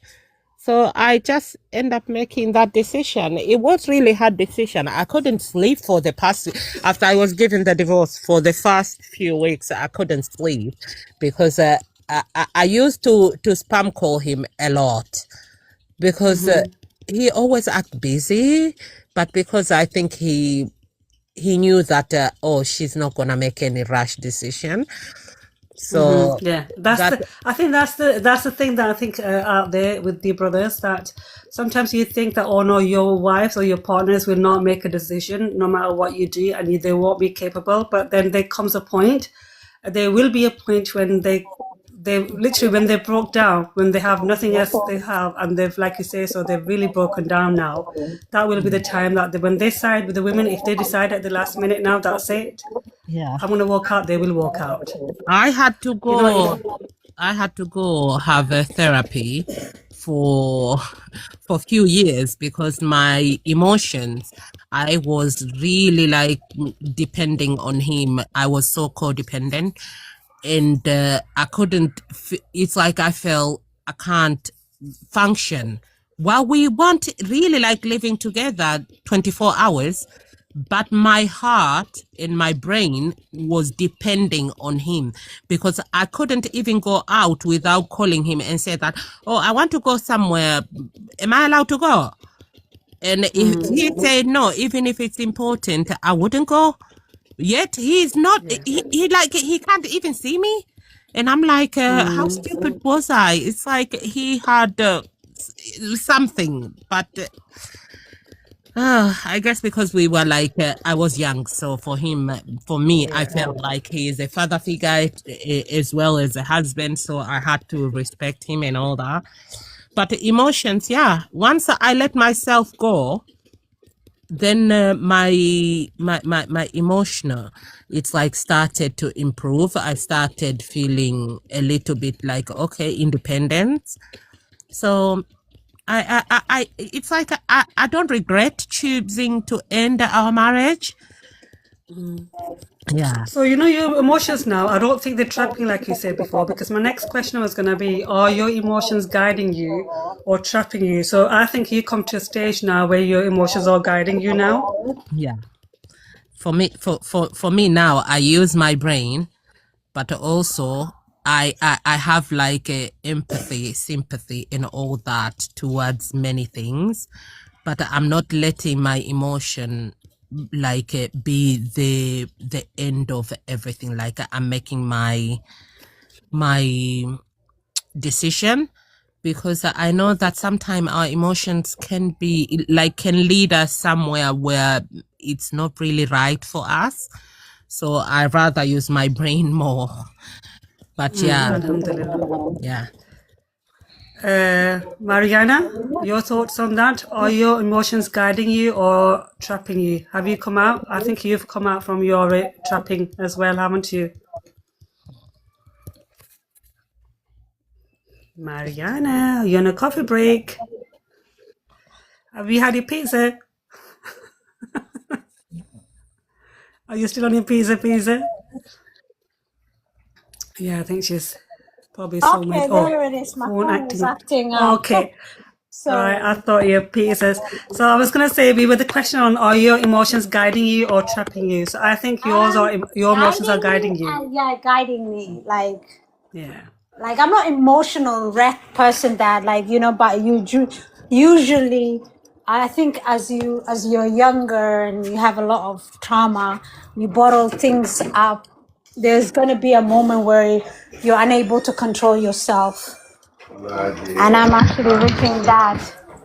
Look at him saying, I heard it all. You're supposed to support me, man. Oh, that's okay. So basically, that's how I feel. Like, yeah, thank you. I'm finally trying to get something to eat. That's Finally. good. So Have you had yeah, your pizza? yeah, I have it in my hand. And my daughter, No. I thought she was an angel. She told me, Manny, out. Basically, leave the room. Oh. I'm like, yeah, you cow, I gave you birth. Yeah, basically, yes, my emotions do rule me sometimes because I used to hold up a lot of baggage. And now that I've learned to not do it anymore, so I'm more straightforward. So, yeah, I tend to be led by how I feel. Is that a That's bad good. thing? No, it's good. So we don't always, like I said, we don't always stay because we're weak. Sometimes, we stay because we're used to the maze, right? So how to find your way out? How can we find our way out? So the first, I've got a few steps here I recommend for is stop rushing. Running faster in the wrong direction won't help, right? Then I've got the second one is to do with the reflect. Ask yourself what keeps repeating. You need to keep on asking yourself, why am I repeating this and why does it keep repeating? Third one would be the key, would be let go. Please, please, please let go. Do not put a full stop there because not every path is meant for you. Okay? The fourth key I would say is reconnect faith purpose, because sometimes the exist isn't outside, it's within you. Yeah. So these are the four key points that I would suggest. Stop rushing. Running faster in the wrong direction won't help you, because if you make the rational decisions in your life, if you're chasing after, what you're not supposed to be, and you're rushing to do things, you will just get yourself worked up more. And reflect, you need to reflect. Everybody needs to reflect why you keep repeating yourself, because what's happened in the past, yes, it's going to be there, it's going to stay there, it won't disappear. But you need to put a full stop there, and only you can put the full stop, nobody else. Because unless you don't change that, no one's going to be able to help you, no matter who it is. So you need to put a full stop, especially if it's the negative thoughts that are there and you've got memories that really hurt you. You need to just put a full stop, not to keep opening them. Because if you're going to repeat them, they will, you will have overthinking, you will replaying yourself, you will have conversations. Once that all kicks in, what happens, your emotions will get really triggered. Then it will affect your mental health, it affects your heart, it affects your organs, and then you really will drain yourself. And it's like you've changed yourself, you changed your body, you changed your heart, which is the most pure, the qalb, and you've trapped yourself in the mirror maze, in the mirror and the mirror maze itself. It's not even that, Liz. The majority of the biggest problem when someone does that is that you can end up having an autoimmune disease, which happened to me twice. Absolutely, yes. Because you're bottling things up, and that's like, imagine, like, I was thinking, oh my God, did I have cancer, whatever, yeah. Went back and I was told, yeah, this kind of happens when you're overstressed and bottle things up. You need to meditate. Yes, exactly. Fatiha, have you got anything to say? I think we need to process things properly, because sometimes we feel like, oh, I'm strong enough, and we have this belief where we feel like, oh, Allah will solve everything. I end up telling myself that, of course, Allah is the best of planner and he can solve everything. But he gives this test for us to try to solve them ourselves while he's helping us. Yeah. So you hear people live in a marriage or in a relationship that are toxic, or it's bad for them, but they say that, oh, because Allah chose this for me. No, of course, Allah planned that and you choose that. But once you know that this is not good for me, nobody's forcing you. Allah is not telling you that you need to stay here because he is your husband. No. That's why he put options. You can go to your family, you can request a mediation. If not, then you can divorce the little asshole. But many people, we don't tend to do that because we get attached. And attachment is really difficult things to let go, because attachment problem starting when you are a child. So when you are a baby, if you have a baby, the way you interact with them children is the way that you are teaching them to have either healthy attachment or not healthy attachment. And many parents didn't teach their children to have that attachment. That's why we have like a really fragile everything. When we go to thinking we get too attached, we end up relying on people rather than relying on Allah. And the cycle keep going on, and it just end up being a mess. So for me, I feel like we just need to reflect, and we need to start looking, is my marriage healthy? And if it's not healthy, can I fix this? And you don't have to fix everything at once, but talking to your partner is really important, because once you start telling them what you like, what you don't like, and what you feel like they need to change, and what you feel like you need to change, and then you work together, not against each other, but together. That's how you end up thinking. But if you want to come out of the maze because your husband is not really listening, and you've tried everything, all you have to do is tell yourself that, am I ready for this? Once you did that, because it's like you are taking yourself out of the equation of something. Maybe you are with your husband for 10, 20 years. It's not easy to get out of the relationship like that. And once you know that, yes, I'm ready. Once you are out, you need to focus and say that I am stronger than any of this, and keep praying, because prayer really helped me. I used to pray like at night, all night, to just ask Allah to give me that sabr, not to contact him, not to be like feeling all the thing. And alhamdulillah, it's like I went through a lot by myself with my children, but I survived. So if I can survive, whoever out there listening, you can survive it too. Inshallah. And it takes time, like you say. So like Fatiha says, these things Oh, yeah. take time. Because don't forget, you have spent so much time with the individuals. It could be 10 years, it could be 20 years, it could be 24, it could be 30 years. You spent your whole life or your youth there. So it's not easy to disconnect. You will have memories, you will have thoughts. So it will be hard, but it will take time. And sometimes you will think, oh, you know, I need to message, or, you know, like you said, you have those habits that you've been with them for, you know, like so many long. I've been divorcing him since my son was 1 month. Now my son, he's nearly going to be 14 this year. MashaAllah. And it's like I lost a lot of trust on men.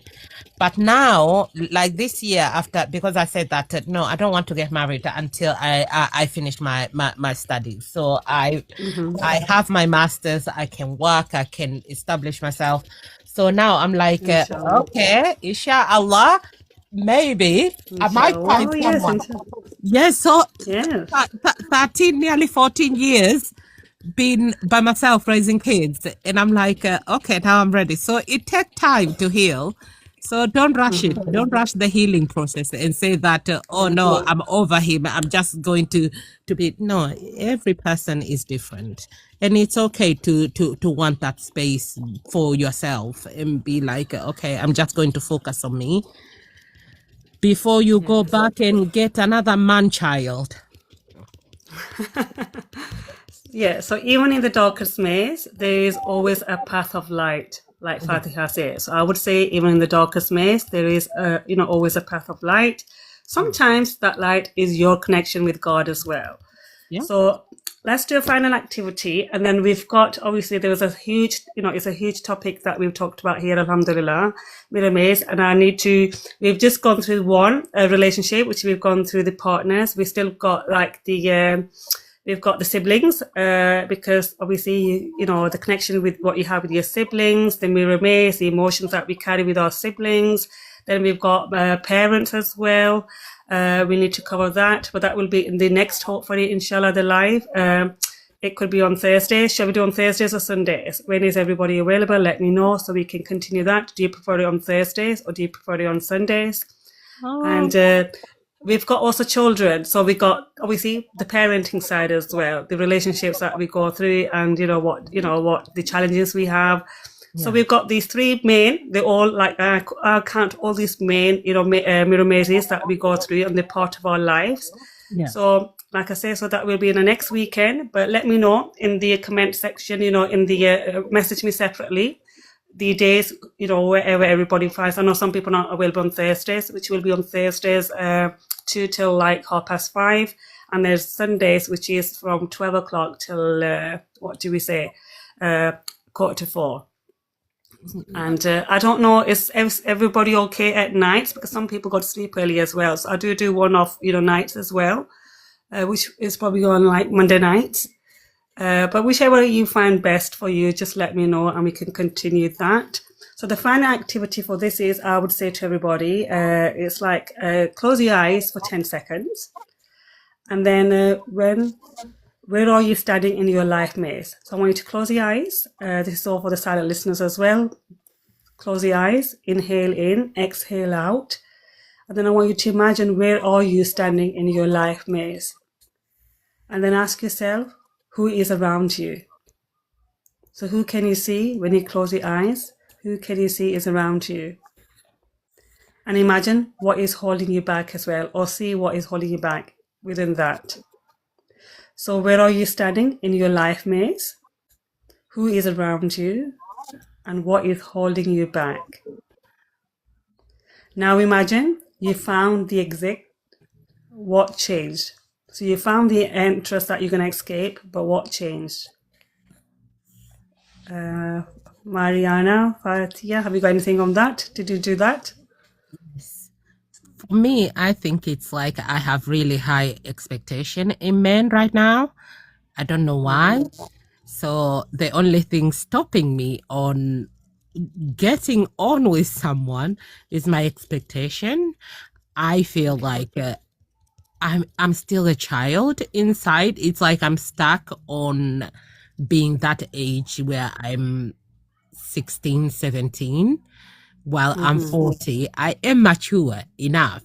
But in a love wise, I feel like I'm still a kid. So I just want to experience that love where Yeah, it's because you haven't had it. What you have, yeah, yes, and then you're still trapped in there. yes. And So the it's like expectation of the man, like he says, you can't have because you can't trust them. It's because what you've been through. yes. So it's like I think the only thing that holding me back is my expectation. And because I feel like most men, they won't be able to live up to it, which is sad because I don't ask for much.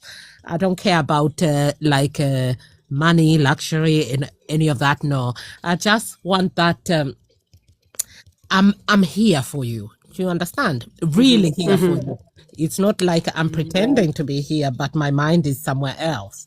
So my expectation is like that, to have someone who really, really see me as me and just love me as me. Inshallah. Yeah. Inshallah. So I'm hoping that my expectation, because my daughter always say that with your expectation, you are going to end up with cats or something, or fish. Yeah, because it's like, Oh, bless her. yeah, because I always say that, I'm picturing myself with some, like a older man, not too old, like near my age or a little bit older, but handsome, tall. Would you not go for a younger one? Imagine if a younger man comes in your life. What would you do? Do you know? If I find them a little bit annoying. okay. I don't know why, but I think I would say yes if he is like in a working progress, not them like childish, because sometimes men, they Yeah, can and be really yeah. childish. So I just want to. I don't care about the age as long as they are not like really young. So yeah, They whoever. matured, like you say. So, and it's a sad reality because I think boys and men they mature later than women. I think women and girls they mature more. Yes. When they're younger. Yeah.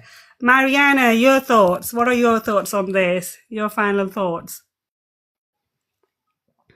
Have you had your pizza or are you still eating food? Shall we just let you still enjoy your food? No, I was eating the pizza. Then I just turned around for a second, and my daughter took her pad out. Okay. And then I was trying to explain to her, Mommy read, Mariam read. Together we wear a pad. Oh, we're loveless. Oh my God. Yeah, but sorry, I was trying to pay attention, but I was having that No, don't worry about nice it. thing about the Yeah. background. It's okay, you continue. So, yes, you're not lost, you're learning, you're not stuck, you're being redirected. And sometimes the maze isn't there to trap you. Oh, yes. And sometimes, remember, the maze isn't there to trap you. It's there to teach you who you are.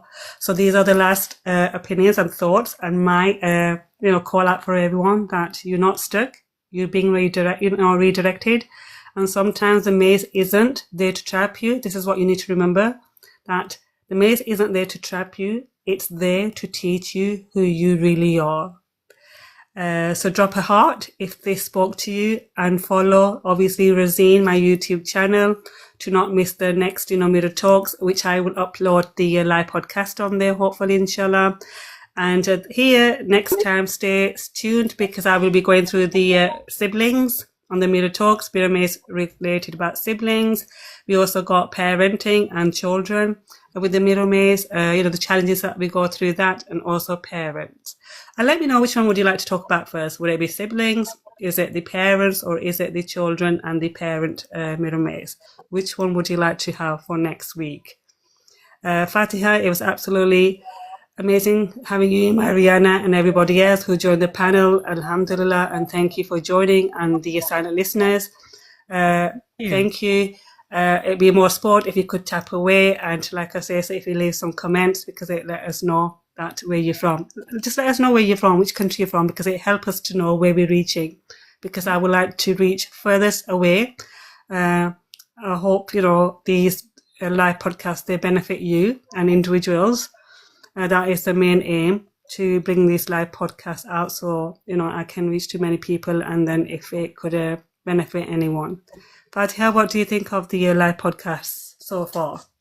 I like it because it's like I have a similar thing that I was like writing my stuff down, and then I had a little bit of emergency, so I had to go to the hospital.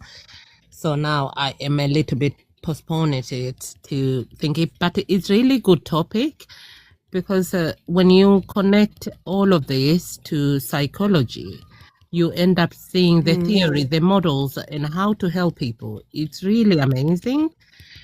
So yeah, keep it going. You are doing great. Yes. And the voiceovers, I like doing the voiceovers because wherever you are, you can say, you can turn it on and you can listen on to it. So it's more like a radio. So that is the aim, that wherever you are, you can listen. Like I say, so even if you listen quietly, you can just listen, but at least you just can tap away just to let me know, to give that support that yes, obviously these live podcasts, they are, literally they are working. So I know I can continue with different topics like this. Some of these topics, like I say, so they are from my book. I go in deep in the live podcast. So it's the book that I've written. It was called Lessons for the Soul, but I think I'm changing the name to Mirror Talks. And hopefully very soon, inshallah, in the upcoming months, I'm going to be publishing it out. It'll be available on Amazon. And once we've got it, and if everybody wants to go, because it's got journals there, and we can go through the book together here as well on the, TikTok platform, inshallah. We can join the fan club. And I think with the fan club, if you join the fan club, we can have a specific group that comes, and then we can literally have a proper conversations related to the book itself, and go through the book and the journals together. Hopefully, inshallah, we could make it nice, fun activity kind of a sessions for that as well, hopefully. And if you're interested in that, like I say, so join the fan club. But I think with that, it has to be the I don't know, is it the not the fan club, but the next one where you can do the group calls? I think the advanced one, what they've done on TikTok. Yeah, but that's the idea, hopefully, inshallah. So take care. Yeah. And everybody stay tuned. Assalamu alaikum, Sabina. I know you've just joined, inshallah. I know with your recipe, I remember you wanted the recipe as well. Assalamu alaikum. I'm sorry I've been busy. It's 2 days. But the recipe, why is he here? It was the chicken, basically. So what you do with the chicken, I had marinated the chicken with the peri-peri or whatever sauce you want, whatever marinade you want to use. So you marinate that and you leave it over a night. And in that marinade, I added saffron water. So that is a special ingredient that I added, that saffron water you add in. And then once you've done that, I had grilled them on the Ninja griller. So I've got a Ninja griller. I grilled it on that. But you can use any griller at home. You can use air fryer. You can use a griller, wherever you want to grill your chicken, breast on that. Once you've done that, you try to make them in a little pieces. And then you add the barbecue sauce on it. You add the brown sauce and you add the turmeric sauce. And then you get the hot dog buns. And then you cut all your salad, whatever salad you want. You place the salad in there. Then you place your chicken, what we've had, and then you add some cheese in there, and then you leave it in the oven for a little bit for the cheese to melt, and that's it. That's what it was. I hope that helped you. Let me know. Just tell me yes if you have, if you were listening. Because I know you had texted me about a day or 2 days, and I've been busy. Obviously, I was at home, and then even yesterday I came back late. And then I thought I'd text you today. Then I went straight on live today. I still have to go and cook today. What are you having today, Fatia? What are you cooking today? Absolutely nothing. I am having something just microwave because I haven't been feeling very well. So probably some biryani or something. Yeah. I had made biryani. I did the live the other day, biryani, whilst I was making biryani for like 20 people. And I made samosa chaat, yesterday. Oh, no, I think it was the day before, when I went live and I was showing, this is what I'm making. Yeah, so take care, everybody. Inshallah, see you soon. Remember me in your prayers. I remember you all. Yeah. So take care. Stay tuned. Wa alaikum assalam.